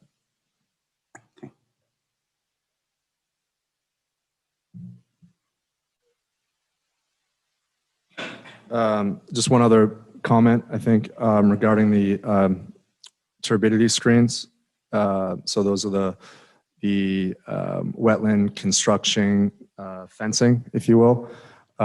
So there are 2 points where our internal access road overlaps the 50-foot wetland buffer as deemed in the current ordinance that was passed last month. And so for those 2 intersections, our understanding is that we need to have permanent turbidity screens at those intersections where there's where we're overlapping the 50-foot wetland buffer. So that was our understanding. Happy to take any questions at this point. Ms. Kenny, any comments? Well, I did attend all of the planning sessions, and I thought you did a very good description of some of the issues that they discussed, and I'm comfortable with the project moving forward. No questions. Okay. Vice Just Mayor? real quick, how long, once you get the green light, would construction start and how long would it take? That was actually a question we were talking about before we walked in. Construction should be between 9 to 12 months. The question is exactly when the construction would start. There's a lot of factors that go into that. But we would anticipate within the next year and a half that the construction would start, preferably sooner. But I can't give any guarantees because it's ultimately Okay, not so- my decision. It's just not a 6 months out and then it's going to start. So you're almost 2 years before you even start and then another year, maybe. So it could be a 2 to 3 year. We would estimate that the project would be finished with construction in year 2023. Good question. You finished? Yeah. And y'all said you would take care of the road to, I mean, you're going to kind of go level it out to get the bulldozers, the trailers. trucks. Yeah. Thank you, big word. Yeah. And we had kind of collaborated with Kimley Horn on that. Our understanding is that we'll have to come before the city again for the building permit as the final construction drawings are made. So the intention would be at that point to collaborate with the city and county to come up with, the right plan for the entry road. Certainly, if we need to reinforce it, we will do that. Whether that's paving or gravel, My other concern was that it's a busy road, and I think there was some concern about the turns there on bridges. So there could be, requirement for some traffic support during peak delivery hours. But I think, there's a willingness to kind of just collaborate and find a win-win solution, from our side. So we prefer to just deal with that as we get closer to the final drawings, because these are more conceptual drawings at this point. And just food for thought to kind of keep in mind is that we do have Little League baseball out there. Yeah. And just I mean, I sat many a year out there, so the dust from either road that you go in, just kind of keep that in mind when y'all are doing your, when you're gonna have big deliveries, because Yeah. the dust will take over the kids. So just kind of keep that in the back of your mind. So mornings are better. Yes, except Saturdays. Okay, just a couple comments. I think the auxiliary benefit of this whole project was getting the connection with the bike trail. I know that was kind of a concern with the project in the county, how to make that connected. I think there was discussions of swapping land and things like that, so this has been worked out. We just had a presentation at a workshop about the trails. So this is all starting to come together quite incredibly. Yeah. And if it wasn't for this solar farm, we probably still wouldn't have a connection, correct? That's right. So Yep. that's pretty amazing.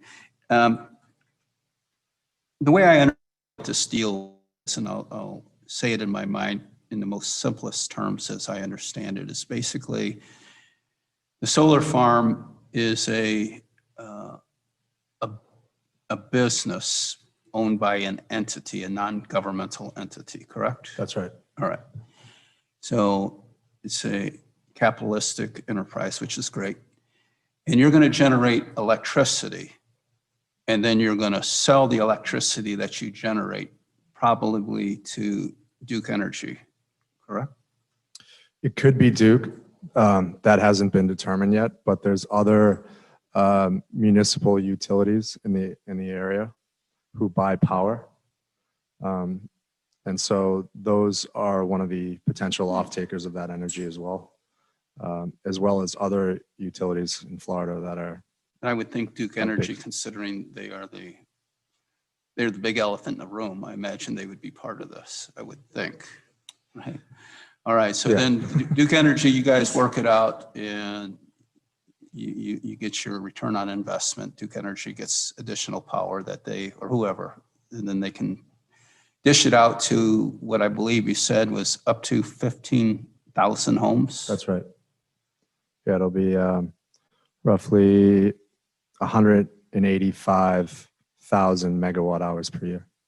Now, I think the public would automatically make an assumption, since it's solar power and solar power is generated hopefully cheaper. I think in everybody's mind, they would think, well, oh boy, we're having a solar farm put in right on the edge of Dunnellon, actually in Dunnellon partially. We're going to have our power bills go down. Would that be a correct assumption? So what we call in the industry the power per kilowatt hour to build a plant like this, it's called the levelized cost of energy. So you compare that with any other generation source on a kilowatt hour basis. And so I would argue that solar today and this plant, a year or 2 years from now will be as cheap power generation source of electricity as there is on the market. Cheaper than LNG and just as competitive as offshore wind. Okay. Heaven help you if our power bills go up. Don't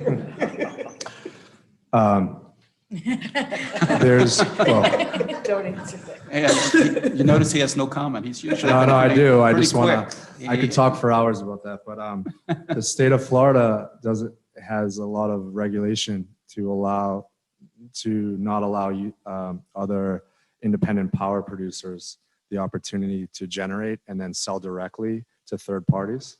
It's only one of 5 states in the US that doesn't allow that third party sale of energy. And what happens is that creates monopolies, and then the monopolies sometimes can take advantage of that. Just make sure you leave your cell phone number here at the office. I hope to come back someday and ride the bike trail and then see the plant that gets built that I worked on for so many years. Not see the plant. Okay. Well, the bike trail on the north side will parallel the property, and so you'll be able to see perfectly. Super. Thank you so much. Thank you all so much. Great, Appreciate great it. presentation. Okay, as we move along, we're going to sub-item number 6. We're 11.6. I guess this is actually an opportunity to have a presentation of any evidence or comment. Manny, from the public? Presentation of evidence from the public, yes. Okay, anyone who wanted to speak, and we said you can't speak now. You Is can it just for yes. evidence, though? So typically what Dunnellon has done in the past, since it's quasi-judicial, technically public comment is not allowed. But what Dunnellon has done in the past is to allow public comment during this period. And if it's going to be offered in evidentiary nature, then lay the proper foundation for that, make sure the person has standing to provide the evidence. But typically citizens are allowed public comment during this period. Okay, all right. If it becomes important to differentiate which is which, then that's why I'm here. The question I would have with that, how would you know before they make their comment, whether what they're saying has evidentiary? In order for someone to be presenting evidence, they have to establish that they're an affected party. So they would have to have some sort of special relationship to the area, whether they're a neighbor, typically is what you would see.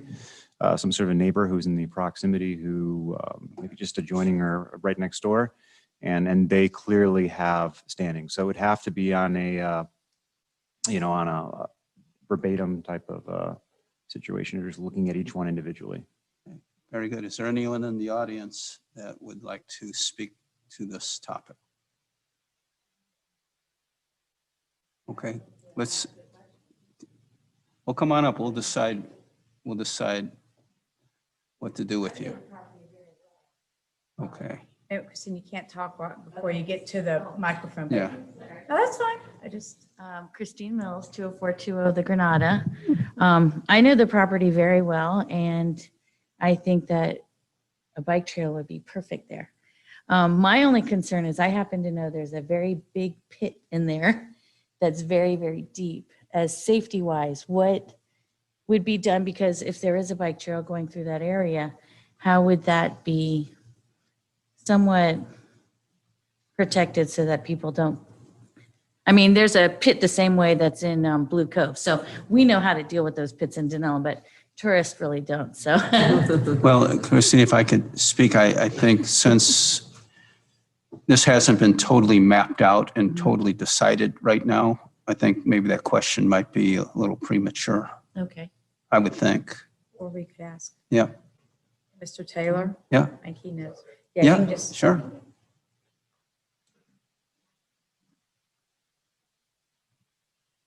Yeah, so the usable solar area will be enclosed by fencing. That's more of a insurance and bankability issues. So, we have to protect the value of the equipment that's inside. The bike trail will run along the northern border of the entire property. And that'll be outside the fencing. And that land will be given in perpetuity to Florida Department of Environmental Protection for management of the bike trail. Thank you. Excellent. Okay, thank you. Hey, council, any other comments? Okay. All right, we're at number 7. It is now 6:59. I close this quasi-judicial hearing and now reopen the May 10th, 2021 City Council meeting. Council, now is the time for any deliberation or comments between us that you would like to make. Ms. Kenny? None. Ms. Williams? None, except I think we have to have public comments. Okay, we can do that. On the resolution. Huh? On the resolution. Okay, I have no comment. All right.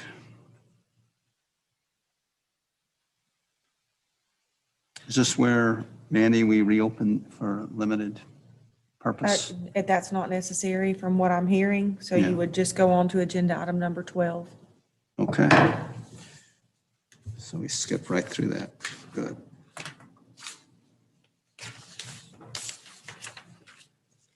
And Mayor, procedure-wise, all you have to do is just put the gavel down and close the hearing formally, and then we can proceed number 12. Okay, fantastic. Okay.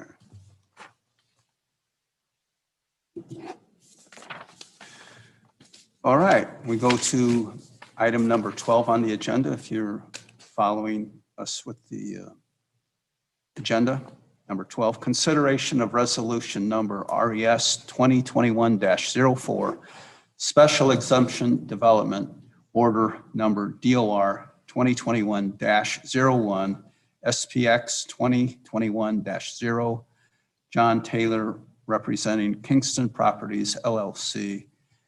Backup was added. Any public comments at this time? Okay, please note there are no public comments. Is there a motion to, I move resolution 2021-04 be read by title only. okay? Do we have a second? Second. All right. All right, Manny, where are we at now? All those in favor? All in favor, there we go. Okay, we've discussed this thoroughly. All in favor? Aye. Opposed? Unanimous. Resolution number RES 2021-04, a resolution of the City Council of the City of Dunnellon, Florida, granting approval of a special exception to allow a 75 megawatt solar farm on portions of properties, total plus or minus 82 acres, total parcels 437 acres, with agricultural A1 zoning and conservation, remainder of parcels, future land use pursuant to the land development regulations of the City of Dunnellon, Florida, providing for conflict, severability, and providing for an effective date. Very good. All right, council, do we have a motion? I move resolution 2021-04 be approved and authorize mayor to sign special exception development order DOR 2021-01. Do we have a second? I'll second. Do we have any discussion? Any discussion? All in favor? Aye. Opposed? Please note passed unanimously. Congratulations. Congratulations, fellows. Now the work just begins, right? I can only imagine what you're going to have to deal with jumping through all the hoops you got to jump through. So good luck. All right. We go now. We're moving right along. We go to number 13, the change orders for parking projects, Ernie Mills. I believe this. We start off with public comment on this. Correct? I would let Troy sort of make his presentation first, and Okay. then you can accept. Trey, you make your presentation, and then we'll have public comment. All right, good evening, council. Good evening, sir. I think on Wednesday, late Wednesday afternoon, we had received 2 additional change orders for our parking lot projects to include Short Tower Way and the Ernie Mills parking lot portion. Had the engineers reviewed it, I've reviewed it, and in my opinion, these are necessities to keep the project moving forward. So I'll go through a brief description of change order number 3 and 4. Change order number 3 is for the Short Tower parking lot and roadway there.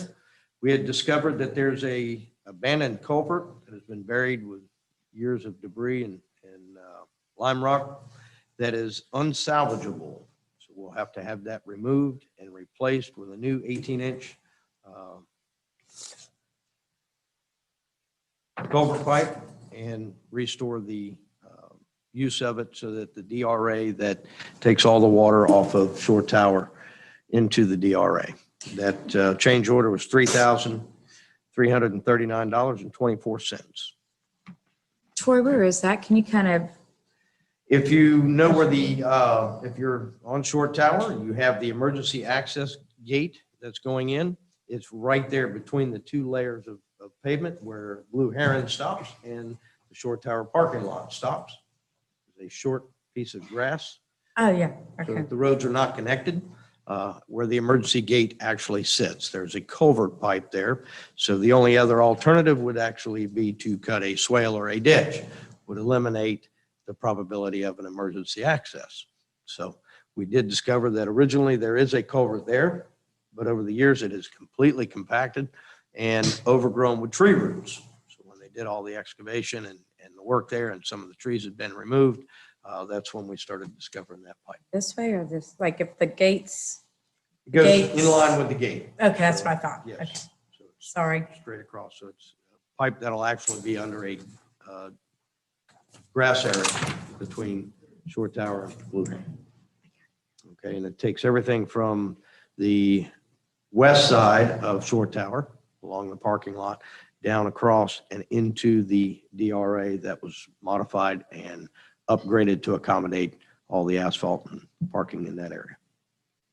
Okay. Very good. Change order number 4. This is pertaining to the Ernie Mills portion of the project. A couple of months ago, I had mentioned to council to expect this change order as a result of some of our challenges there, where we had planned on recycling a lot of the fencing along the back of the public works and along the south side of the building. We later found out that the fence posts were deteriorated and rusted off near the base, but also that they were a residential grade. This change order accommodates installing a new fence along the south side in lieu of relocating the pre-existing stuff that was no longer usable. But it also included an upgrade that was overlooked in the original design, was that the green chain link fence that's used around the basketball court, there's a new section having to be put in, and they had bid it for galvanized, when in fact we want to try to keep it green so that it matches the rest of the chain link around the basketball court. So there's a slight upgrade in that. And then the 2-board white PVC fence that goes along Ernie Mills Park, dividing the sidewalk from the park. We had planned on recycling that, but again, when we went to remove it, it literally crumbled in place. That PVC fencing had been there since the park was originally constructed, I want to say sometime around 2000, 2001. So the posts themselves did not hold up. And also most of the length of the boards, the cross boards there, some were deteriorated and others have changed color. So if we just piecemeal some new, some old, it will not look as good. So this change order accommodates all new PVC fencing on the sidewalk. Okay. Now, the old material that was saved will be recycled in different areas of the city, such as our dividers out at the cemetery or in different locations where you can't tell whether it's new or old. It'll all be used the same. So we did save the material. We're just not electing to mix it with new. Total change order for this year came to $12,239.94. The new contract price is $541,208.73. That is for all the parking lot projects, the entire project kit together, okay? Which is about a $30,000 difference from the original starting contract price of $510,528.75. We are still within budget. However, the Ernie Mills portion is slightly over budget because it's funded by the CRA, and we had less contingency there, but we do have more contingency from Shore Tower. So again, as we near the end of this project, and I'm really hoping that we have gotten to a point on this project that there may be 1 or 2 change orders, but not severe, okay? But as we near the end of this project, it would be up to council to decide whether you supplement the difference on the Ernie Mills portion with either CRA funds, additional CRA funds, or other funds, and Jan can help describe to you where that money can come from. Okay. Okay. Very good. We are still on number 13. We will accept public comment on these change orders that Troy just spoke to. Any public comment? None? Council? Can we have a motion and a second, and then if there's any discussion, we can have it? I'll so move. Have a second? Second, okay. Any discussion? So, Troy, I know we had a contingency fund. Have we used our contingency fund? We are currently using contingency, yes. I mean, you know, like what do we have Oh, it's not council contingency, is that what you're? No, but we had a, Our original budget for the entire project was a little over 610,000, 630,000, something like that. right, so And the bid came in at 510. We had $90,000 in contingency between the two funding pots, if I should say. We only Yes. had a small portion of that was the CRA contingency, and the larger portion, somewhere around 60 to 70,000, was in the gas tax contingency for shore tower. right, so we're not going over, We are not over budget. correct. We're Now, well under budget. okay, and we can take those, can we take the sales tax money, gas tax, sorry, and put it to where the CRA funds are going to be spent as well? Yes, you could, or with any surplus remaining in CRA, that could cover it as well. So whichever council prefers, I would just leave it all in CRA since it's a CRA project, but that's entirely up to your discretion, what you would prefer to do. And we're okay with those funds still being in the CRA? I mean, Oh, yes, that's why I because mean, it is I a just CRA project. Okay, any further discussion? We do have a motion and a second. All in favor? Aye. Opposed? Please note, unanimous vote 4-0. Thank you, council. All right, we're moving right along. Number 14, Jan, don't slow us down. I'm not. Thank you, Mr. Mayor.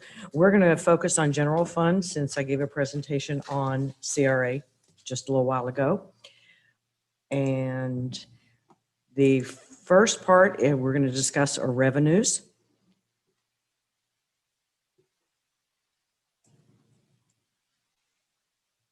There we go.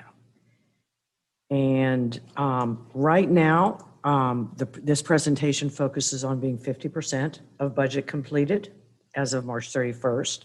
Revenues collected to date are 40%, so we lag a little behind, but that's always the way because we get revenues in the following months. I want to focus on just a couple of the major items. Line number 2, which is licenses and permits. I'm projecting that we will be at roughly $31,000 over what we budgeted due to anticipated building permit revenue, new construction, new homes. We have several new homes that are being built, plus some commercial properties. Please keep in mind, the budget is a living, breathing document and it changes daily. So this is just a snapshot in time. The second item I wanted to focus on is way down at the bottom, which is miscellaneous revenue. That I'm projecting to come in about $15,000 over budget, primarily due to an increase, a $14,000 anticipated increase in cemetery lot sales. And of course, the transfer to reserve as a result of those sales. A portion of each sale funds goes into reserve for perpetual care. The other items, there are some very small overages, such as impact fees. That's on line number 4. This is our first year of implementation, so I've projected what we've taken in as of March because I don't know what else we're going to be seeing the remainder of the year, and then some small decreases. But overall, the very bottom, I am projecting about a $47,000 increase in revenue from budget. That was very brief, so if you have any questions, I would be happy to entertain them. And again, this is 6 months, into the year, and we still have 6 more months to go, which is a considerably long time to take in revenue and spend money. Are the percentages of the revenue we've collected pretty much historically right where we usually are? Yes, sir, it really is. Sometimes we do go over, for example, the individual line items, line number 2, the licenses and permits, we've collected 79.9% of what we've budgeted. So overall, including using reserves, which is the very last line, the other sources and uses, because we do budget the use of reserves for capital items, for Troy's Road projects, for infrastructure purchases, computers, things like that. And that's all detailed out in our budget, what we're using those individual reserves for. And we may or may not use them. If we don't use them, we don't bring them in. We keep them in the bank. Very good. Any additional comments by council before we move on? Okay, now on to expenditures. Expenditures, we're just about 38% of budget at the very bottom for being 50% of the year. Some of the major items, line number 28 in your executive department, which was city administrator. I've projected a decrease of $17,000 in expenses, and that's due to the vacancy in that department. There should be very little coming out the remainder of the year. The next item would be the city clerk department, where I'm projecting an overage of $33,000, but it's strictly due to the increase in salary for the change in job classification, as well as the added position of assistant city clerk, which was not budgeted. The next item, there's a $10,000 increase, I'm sorry, Andrew, in anticipated legal expenses, primarily due to community development items such as the solar farm. So with each new entity that comes in to do business or new construction, the planning that goes along with it and review legal-wise goes up. The next item, information technology, line number 32, I can see on the screen, which I cannot see right about right here. Yeah, Okay. you're on it. So there's a $17,000 decrease in expenses, and that's primarily due to the vacant position of the community development director.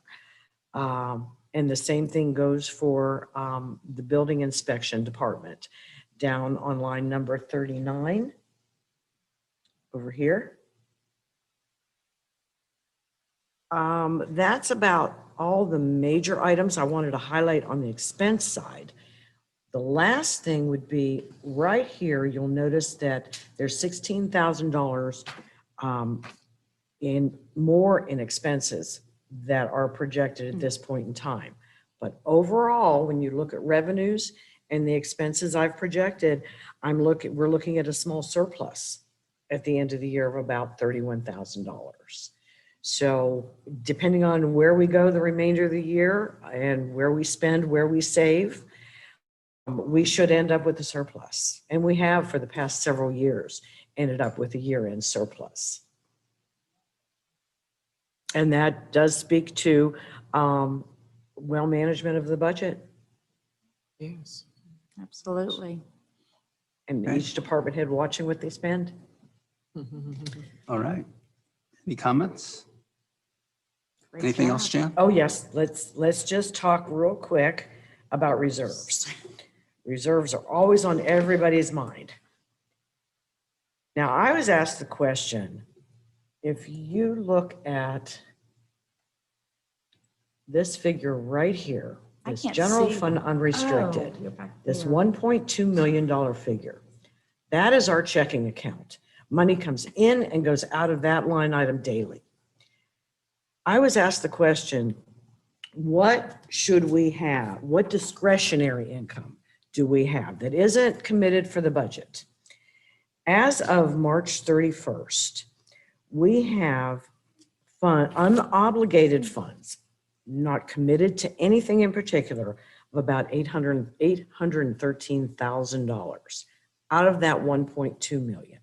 Now, keep in mind, we have not received all our revenue for the year, so it's going to grow, and we haven't spent everything we're going to spend. So it's going to go up and down. Where we're going to end up at the end of the year, that's something that we just have to look at. It's hard to project because cash is there's an accounting term I won't bore you with, but it's not easy to project where we're going to be if we don't know if we're going to spend the entire budget or receive all our revenue. But as of March 31st, we have $813,000 that isn't earmarked for anything at this particular point in time. That will change as the months go on. I was also asked, what should we at least always have in that line item at a bare minimum? My opinion is a minimum of $500,000. This is a line item that we also have to have available come October 1, that we can start spending our new budget prior to receiving any new revenues for the new fiscal year. And we have to be able to continue to function as a city, to pay our salaries, to pay the light bill, just even some basic operating expenses, maybe nothing major, but just to continue to function until, at a minimum, our ad valorem revenue starts coming in toward the end of November. And the city has not had a problem maintaining that.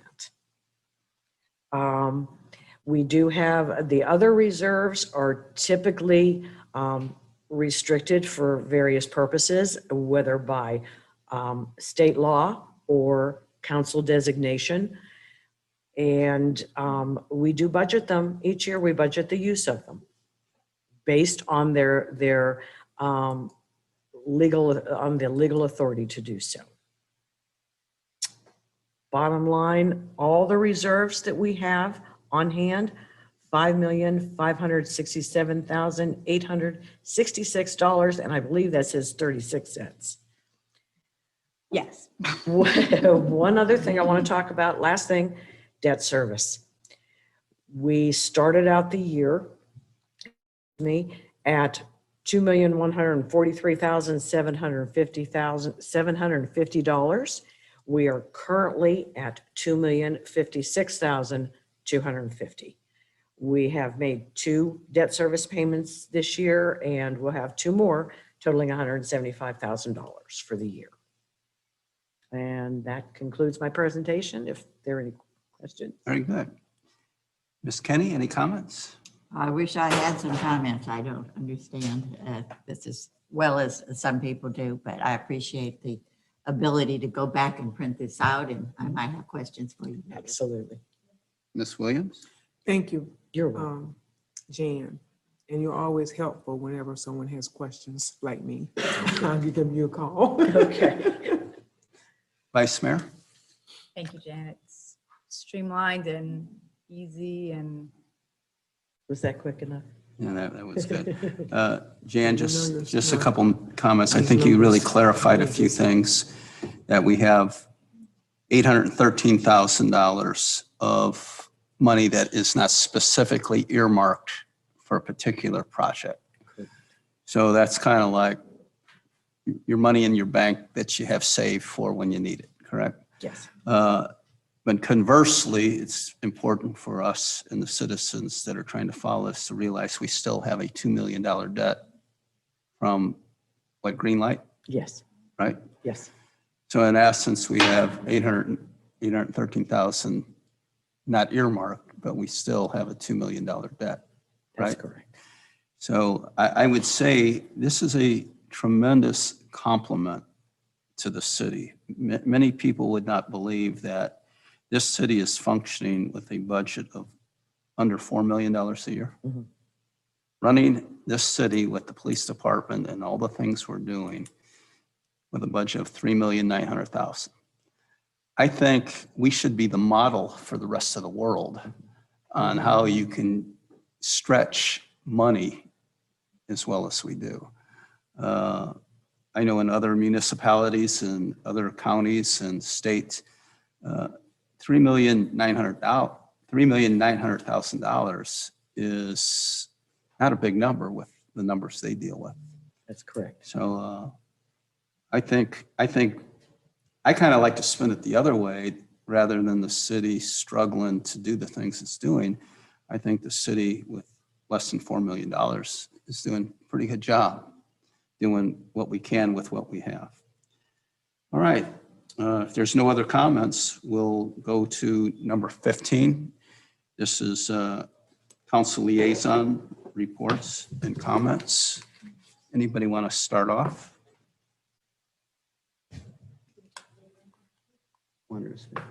I just didn't know if you wanted to speak. Oh, Jim, before we go any further, were you wanting to speak? Maybe after I get done with you, you probably will want to speak. Almost didn't recognize him. All right, Ms. Kenny? I have no comments. Okay, Ms. Williams? No comments, thank you. Vice Mayor? Regarding the council liaison reports, for the TPO, just as an update for the bike path, Mandy finally got us a meeting on Wednesday. Tomorrow. Oh, tomorrow, between 2, was it 1 and 2, or, anyway, we're gonna have a meeting tomorrow. It's early tomorrow afternoon. Is, yeah, on WebEx, Yes. and I'll either be here, or I'll be at the house, or I'll be somewhere. And also on that, so we'll give a update, maybe Mandy can, It is 1:30 tomorrow. yeah, and would she be able to update the council afterwards on what is happening, or would that be a sunshine violation? I could send out just a brief update to all of them, share out what comes out of that. Sure. Okay. Mhm. That's And okay. It's Just only a sunshine issue if council If we people are communicating communicate back and forth. Right, Right? I just want to make sure that before because we could do that tomorrow, or next day, that'd be amazing. And as far, I think that's it. And I drove all the way to Brunswick, Georgia on Wednesday night before I stopped. It's about 12:30, 1:45. So thank y'all for letting me get out of here, but You were running through your mind all the things that we had been talking about, right? trust me, my husband knew that how hyped up I am after these meetings, so he knew I'd be fine traveling that far that late at night. All right, I just have a couple comments that go along with some photos. Did you get all my photos I sent you, Mandy? I can talk about whatever you flash up there, whatever's first. Start with the shelter. Yes. This was something that was passed with our consent agenda. For those of you that are wondering what we're talking about with the weather shelters as far as City Beach, we do have 3 pads at City Beach that have picnic tables. And other than a concrete pad and the picnic tables that are sitting directly in the exposed sun and weather, we are looking into, and we actually approved to do one of them. So Manny, that's just one picture. I believe this was taken, I took this when I went into the county. This is at Martin Luther King City Park. So that one was with 2 tables under it. That's one with 1 table.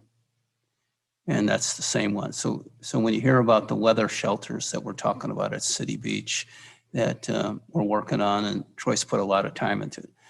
So that's what this, now another thing that you might find interesting, I have talked with Troy. And we are aware that there are many signs in the city that need to either be replaced, cleaned up, or to be squared up. Here's a sign that's close to City Beach. I don't know if what's on it is dirt or if the sign is just so old it needs to be replaced. But if we want to improve the image of Dunnellon and make Dunnellon look like it's rebirthing itself, these are sort of things you have to do. People that see this, it just puts a negative connotation in their mind what Dunnellon is all about. And Troy and I have discussed this. Annie, go to the next one. There's an example of an old sign. Not only is it old and nearly unreadable, it's been either bumped into by cars or whatever. It's just sitting there, looking sad. Like, look at me. Okay, Manny, go to the next one. I think that's a close-up of it. You can see there are some street signs that I noticed. I didn't take pictures of them that actually have so much of weather on them, like that. There we go. There's plenty of street signs in the city that you just simply can't read it. So when you get to that point, when you're talking about the image of Dunnellon and why Dunnellon doesn't get respect and what can we do to do certain things, these little things like this put mental impressions in people's mind what Dunnellon is. So along with our thoughts about beautifying the city, this is something we need to look at. Okay. And Troy and I have discussed this, and we're gonna get after this. Okay, do we have the letter Are we we're going gonna? on to number 16 now? Okay, 16. We're gonna talk about the letter then. To the county. You want me to bring that up? We'll do that now. Yeah. If you can bring that up. Well, Manny's trying to recover that. We are talking about having a special workshop in front of our June meeting. You're going to talk about that? Okay, very good. All right, I did visit the Marion County Commissioners last week. It was sort of like a meet and greet where, as the mayor, I was introducing myself to the commissioners. I thought it was a very pleasant exchange. We talked, and while I was there, I brought up a couple items as it relates to Blue Run Park. Specifically, we have been anticipating the brick and mortar restroom for a long time. I've worked very closely with Mr. Couillard, who's currently in the office and in the audience right now, and trying to get this going. And I know he is doing everything he can to get it going.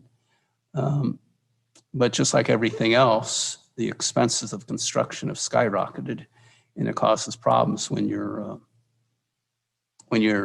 projects now are costing greatly more than what you had budgeted. So I went into the county commissioners to basically say to them, we're really behind this, and we're for it. In other words, trying to let them know that the mayor is willing to come down there and talk to them. And we also talked about a weather shelter. That is on the projects. I think we have 20 projects that were agreed to in the original stages of developing the park, and the weather shelter was one. And the weather shelter has been kind of downgraded on the list. It's been triaged downward, but I took a position that the weather shelter should not be downgraded. In fact, the weather shelter is a very important part of that park because of the people that are exposed to the elements all day, whether they're on the river or they're hiking or whatever. They need to be able to get out of the sun. If it's raining, they need to be able to get out of the rain. And especially if it's lightning, they need protection from lightning. I emphasize that the people that are using the tubes and the kayaks aren't in a position when the weather turns bad to just get in their car like anybody else would and say, oh, we better get out of here. When you're waiting for a shuttle, whether it's 1 minute, 5 minutes, or 15 minutes, if it's raining or if it's lightning or whatever, if you're hot and you feel poorly, not having either a restroom to take care of yourself or a weather shelter, it to me, it creates a potentially a health hazard for people. So what I did, and here's the letter right here, and it just basically says, the last sentence simply says, the commissioners asked for reaffirmation that we were really all in on these projects. And I wrote this letter based on their requests. The Dunnellon City Council is in full support of prioritizing these essential projects to protect the health, safety, and welfare of our residents and visitors. So it's a simple letter addressed to Chairman Gold, CC'd to the other commissioners, and I believe Jim and possibly legal was put on that. So hopefully this is what the commissioners wanted. Mr. Couillard and I explained to the commissioners that this agreement has already been agreed to. We've already signed the contracts quite a while ago, and to be asked for a reaffirmation that we still are on board we are on board. We've already agreed to it, but it seemed like a reasonable request. So here's the letter. So we'll probably send it out email and then maybe send a hard copy also. Okay, Mandy, do we have that first responder report? Yes.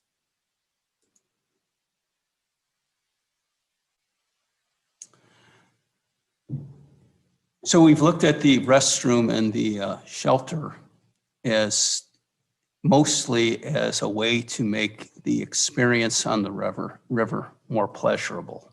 You get done with your river ride, you get done with your walk, whatever you're doing in the park. You have a restroom, you have a shelter, and it makes it more pleasurable. So we've kind of framed it up to this point that it is for the experience of the use of the park and the use of the river and the canoeing and the kayaking and the tubing that goes with it. But we contacted Chief, what's his name, Andy? Banta. He is kind of the head person for Marion County and first responders. And here is the report of the number of people just in the last 2 years that have had incidences within that park where they've actually had to call ambulances and whatever to get help. This is, I think, in a 27-month period. You go through it. How many total are there, Mandy? 36, 37? So 37 people have needed assistance in that vicinity of that park in the last 27 months. If you look at it, many of them are sick, dizziness, allergic injuries. A couple of them seem to be unrelated. I see a couple traffic crashes and stuff like that. You see several unconscious, fainting, allergic reactions. So where I'm at with this, and hopefully what I can hope to get the county to look at, that yes, there is a convenience to having a restroom, and there is a convenience to having a weather shelter. It certainly does create a more pleasurable experience, and that's what we're trying to do by having the parks. Why have a park? You're trying to create a pleasurable experience. But because of the nature of that park and the exposure people have to the elements, you can see right here how many people are needing medical attention. And I believe having a restroom and having a weather shelter would at least, it wouldn't prevent all this stuff, but it at least would be beneficial to all these situations. Right here, I look at it that the city owns the park. And even though we have a relationship with the county on who does what, knowing that there's this many people that are needing medical attention, and knowing we don't have facilities that would benefit these, you would have to take the position that the city is somewhat responsible or somewhat possibly liable to allow these things to go on when we know it's a situation where people are, this is unnatural. You don't see this at Ernie Mills Park. You don't see this other places. There's something going on there because of the exertion and the exposure to the weather. So what I'm hoping to do is to get the county to recalibrate this and look at it that there's a multi-functional need for these facilities, not only for the experience and the convenience, but the overall safety of those that are using the park. So Jim and I work closely. Jim's on this, and I know he is an advocate for these things. Like everyone else in government, you can only do what your budget allows you to do. So it's just a matter of trying to reprioritize where the money's going to be spent and try to get the county to look at it as I've just have explained it. So that's just my comments. I have no additional. All right. We go to number 16, department reports. I'll start out. Valerie pretty much explained where we're at with the county on the bike trail. We'll know a little bit more tomorrow, and I'll be able to update you further after we meet with the county. I also wanted to let you guys know that we have been working with Troy to identify an application. We've actually sort of plagiarized one that we found on Marion County's website for a volunteer program.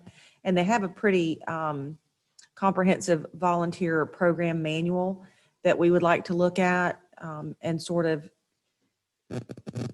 modify it to fit Dunnellon and what we're looking to do here with volunteers, and bring that to you maybe at the next workshop for council to look at and review and maybe sort of formally adopt some sort of procedure, because we need to have something in place to govern this type of program if we're going to do it. And then Ken Metcalf, I spoke with him this morning, and as a follow-up to his the special workshop on Thursday with the Planning Commission, he would like to do his final presentation before council prior to your workshop on June the 9th, and we'll start at 3:30. If council's okay with that, we'll start at 3:30 and then try to be out of that special workshop by 5 and then go into our regular workshop at 5:30. 3 o'clock, you said? 3:30. Oh. He said he would need an hour and a half. He could work with that. What do you need from council? Just your consensus to let me set that meeting. This will be near the conclusion of that $35,000 study on the historic section. So he wants to come and give an overall view and kind of move it to conclusion. Wednesday, June 9th, 3:30 to 5:30, then the city council meeting. A bit of special workshop. And then if there's any formal approval that's needed for him to move forward, you would have your meeting on the 14th following the workshop. But I don't know, Andrew, if there's any sort of formal approval that's going to be needed for him to go ahead and submit his deliverables. I'm not real sure. So we'll maybe have to talk about that. I'll talk about that with you. I'm not Okay. quite sure exactly what his work product is going to be Okay. and what he's trying to accomplish, but I'll make sure that But when we we'll talk have a about it, we'll council address meeting it following procedurally. that workshop, because he said his Mhm. deadline is the 15th, which is the day after the council meeting. So, Okay. And that's all I have. And then Jan has a walk-on. You're up, Jan. Okay, I guess I'm up. I have a few things to go over with council, but while we're on the subject, the walk-on is to amend the grant that Ken Metcalf is working under, just to shift money between deliverables. There are 2 deliverables, 1 and 2.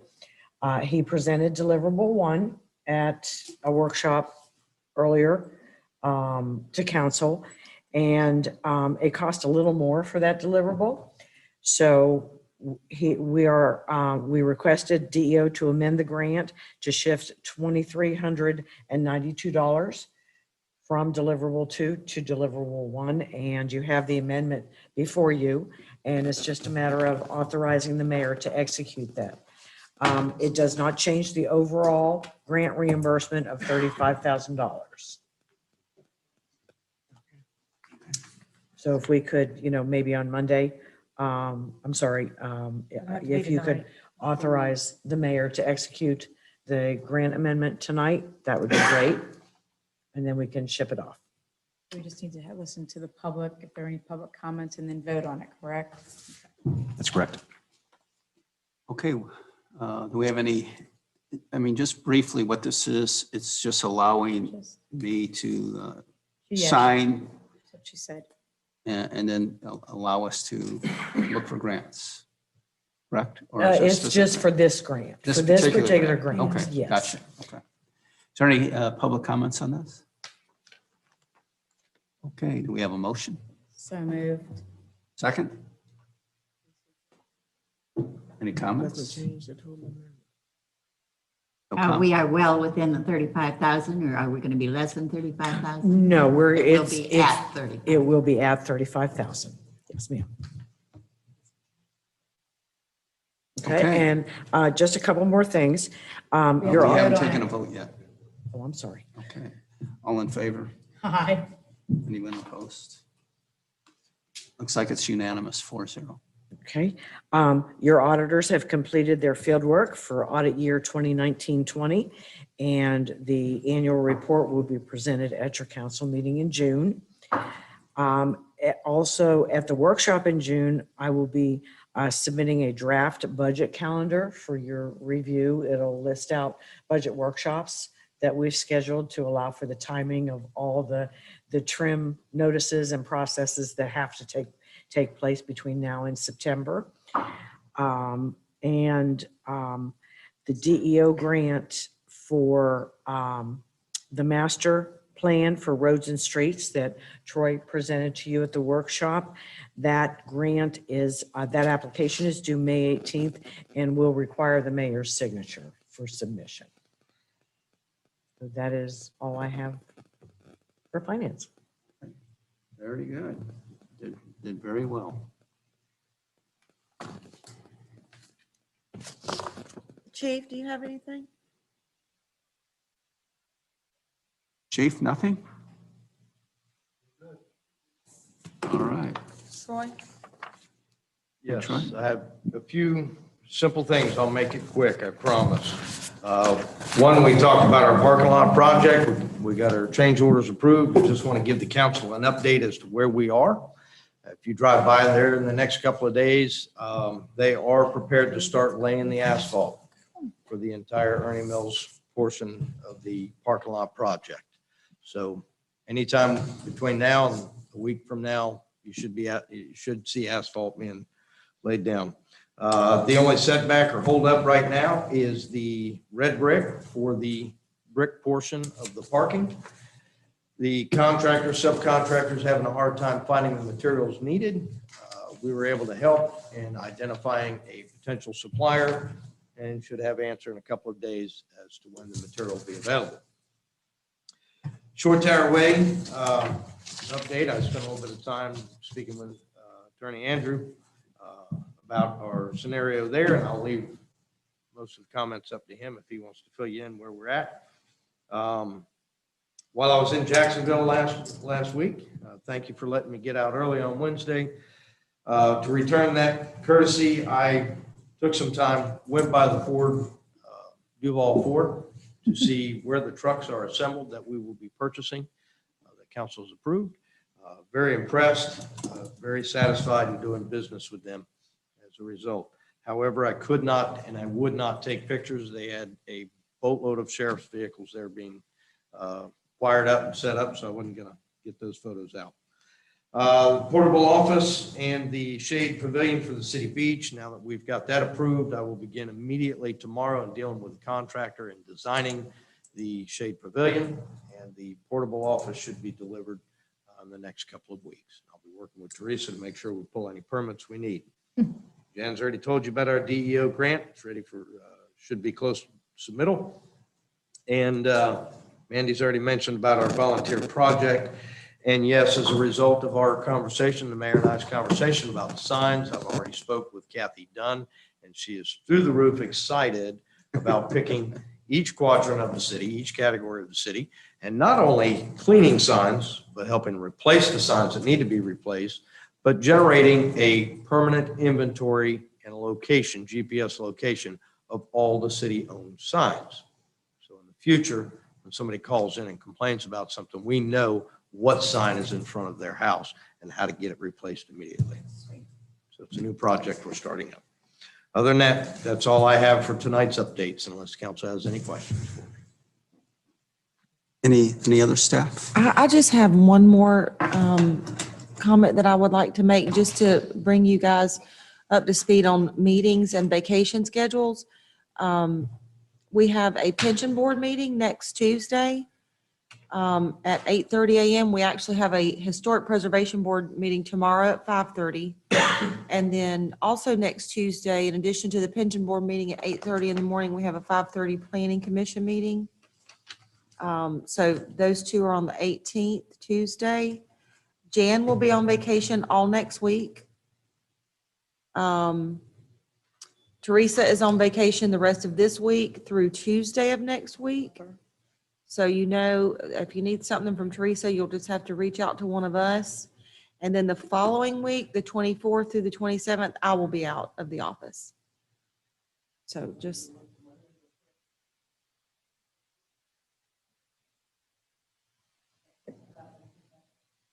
I'm sorry? No, but I don't know. I don't understand the question. So it's okay, we can't, but just real quick, just because Teresa's not here and I thought she would be tonight, I spoke with I had to call and get a inspection with our fire department for a new satellite office for somebody. But anyway, and I was talking to the gentleman saying something about, he was asking about the permit number. I said, oh, it's the city of Dunnellon. He goes, oh, Teresa. He goes, she is amazing. She is such a wealth of knowledge and history. And I wanted to tell her that in public tonight, but since she's not here, I still think it's important for the citizens to know, and for all of us to know, that our employees are thought of with the highest respect at county levels, as well as what we've heard from developers and such that come into our community development. They haven't said anything good about Mandy yet, but that's okay. Yeah. That I neglected to say, just to put it on your calendars, we have scheduled tentatively scheduled our first budget workshop for June 23rd at 3 p.m. We do need to get started, so hopefully it's a good day for you all. June 23rd at 3 p.m. and that's just going to be very high level, very preliminary. Hopefully the departments will all have their information to me, so I'll have just some highlights to present to you. But again, it's very early. We just needed to get a start on the process. June 23rd. I said, what is What's it? it for? It's a budget workshop for general fund and TIF, and TIF. And one of the reasons why we need to get started is at your meeting in July, you will need to certify your proposed millage rate. And I want to just emphasize your proposed millage rate is the maximum that we can go to. We can always go lower. Our plan is always to go lower, but whatever you set the millage rate, we cannot go higher. And we typically don't have our final numbers in until late August with insurance, property insurance, things like that. So it's just something to consider. We will, as time progresses, we'll fine tune the budget more and more, so you'll get a better idea of where we stand. We are looking at starting no higher in preparing the budget at 6.5 mils. That's what we're going to go with. And through council's direction and discussion, we will make changes as you dictate. Very good. Mandy, with all the vacations all kind of being concentrated together, could you put that together in email council so we Sure. have that? So if we're looking for somebody, we know you're either here or not. And what would you suggest, question thrown out there between you and Troy, as far as going over the rules and regulations of City Beach and making sure we've got them up to speed? That lady had a situation here that we need to look at. I haven't had a chance to talk to Troy in detail about that today. I did look at the operational plan that was approved by council in 2018, and it was revised in 2019, but it does not address tubes or kayaks taking out there at the property. And I've talked with Chief at length about laws and stuff. I've learned a lot. And As long as it's not unlawful, it's lawful. I've not been able to find anything where it says that it's So you know prohibited. what I'm saying, Yes. right? So we haven't addressed it. So to say you can't do it, it's not addressed. Well, I think, and if I remember what this kind of all took place about, it was because we didn't want people, if I remember the conversation right, it was that we didn't want people coming up onto the city beach, using it and not paying to use it. But if they're a resident of the city and they're getting in and out and they've already got a pass, then I don't, but I think it's a workshop issue for sure for next month, but then find out what Good the rule idea. is for right Good idea. now. Put it on the workshop. And we'll all be talking a little bit about that.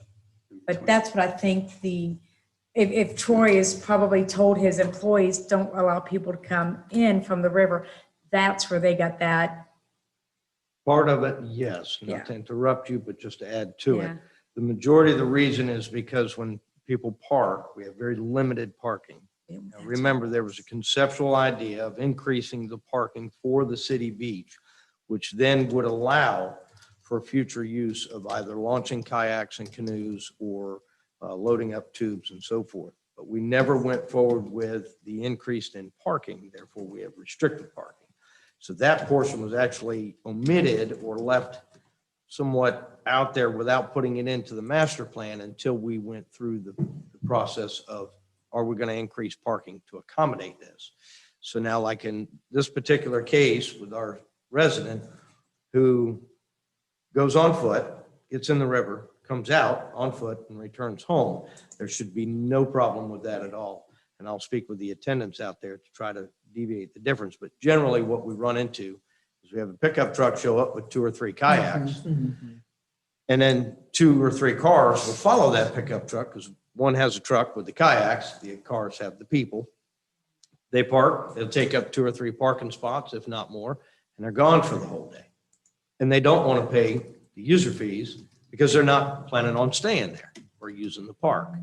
There's too much, there's no guidance for us to go off of other than we have 2 other locations to launch your kayaks and canoes.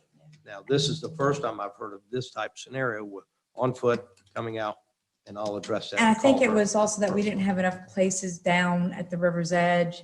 If it got too busy with a lot of kayakers just hanging out there and then nobody could swim, it was just this whole. That's the other thing is the erosion of the I think bank. what you're describing was unfinished business. Yes. Right? It was something that was discussed and it just. So workshop item. I think COVID totally hit. agree. In all honesty, it was. I think it was right around the Okay, COVID times. very, very good. All right. City, We got Chief's hand now. oh, Chief, I knew we could get you going. Come on, you got to come up here where we can hear you. All right. Yeah, I can hear you. This Thursday at 9 o'clock at McPherson will be the Fallen Officers Memorial. We have the honor this year of having Ashley Moody, our Attorney General, to be guest speaker. And I also have the honor this year of 9 o'clock. Give us a reminder via email. Okay. We have the invitation too. Oh, yeah? Yeah, Okay. it's been. Very good. Okay. All right, Chief, thank you. All right, are we done? Are we done with the department reports? Okay. Andrew, we always keep the best for last. We still got plenty of gas in the tank, have at it. Okay, very, very briefly. Unfortunately, the assault on the erosion of home rule continues. One of the bills that is passed, now it's been enrolled and engrossed, however, it has not yet been signed by the governor, is a solar energy bill, which would limit some regulations of local governments on regulating solar facilities. Of course, that being said, that's not relevant in this case, given that this particular application came in prior to July 1st, 2021, when the bill became active. And it makes it clear that this would apply to sites that applied after this particular date. So whether the bill becomes law or not, at this point, won't affect any pre-existing applications that have either been approved or denied, in this case approved. But I just wanted to make you aware of that, since that was something that has been on the radar and did in fact go through one particular incarnation of it. We'll see if it becomes law, and I'll keep you posted on that because I know it's of interest. Other than that, Troy had mentioned that we had discussed Caton somewhat today, or Mr. Caton, and the issues that he presented at the previous council meeting, or the workshop rather. And factually, what I have heard from staff, from Troy, is that there is a good amount of space that is on the western side of that last parcel that would, at least as far as construction-wise, as far as it goes, allow for the construction of a driveway. What would still have to be looked at, of course, is whether or not there are setbacks that would be applicable or so forth. I don't want to go too much into detail on this, just in case it does end up being some sort of a quasi-judicial application that becomes before you. But if that were the case, very possibly, a variance would be one of the instances where a variance would be, at least an application would be appropriate for consideration. And if that were the case, with conditions being imposed, that could possibly limit any type of access into, one of the conditions could be limiting access on the other side through other easements, to access into the subdivision. So just wanted to make you aware of that. I believe staff, at least prior to the planning commission meeting, will continue to have dialogue with that individual, right? And that's all I have. Quick question on that. What would you say if that was a proposal to the owner, that you can have that access off a short tower way, but you have to agree to vacate your right to that driveway out, and let's say he says, no, I'm not going to do that? Well, if it's coming through as a variance application, city council has the ability, with the final say, to impose conditions. Or like you said, you kind of woke me up when you said because that driveway's been used for 25 or more years, you may have a legal right to say that it's in stone. You can't take it away from me. I didn't address that. I think that was something the staff addressed. I don't know the facts of that site. I'm more or less coming in now, but if there has been some usage, ultimately what you have is, I think that was actually the property owner who was talking about prescription. But in order for prescription to, and again, I don't know all the facts here, but when we're talking about prescription or adverse possession, it has to be somebody who's doing something on property that they would not be allowed to do. So if we've had unified ownership, which I believe is the case up until recently, and someone has been transversing that property, that doesn't create a prescriptive right, just like it wouldn't create a prescriptive right if someone were to say, hey, I'm going to give you a license, which is just essentially permission to go across my property. You can do that. That's permission. So you can't obtain prescriptive rights if you have permission to do something. It's only if, 20 years were to go by and somebody were to watch someone driving across their property and just not do anything about it.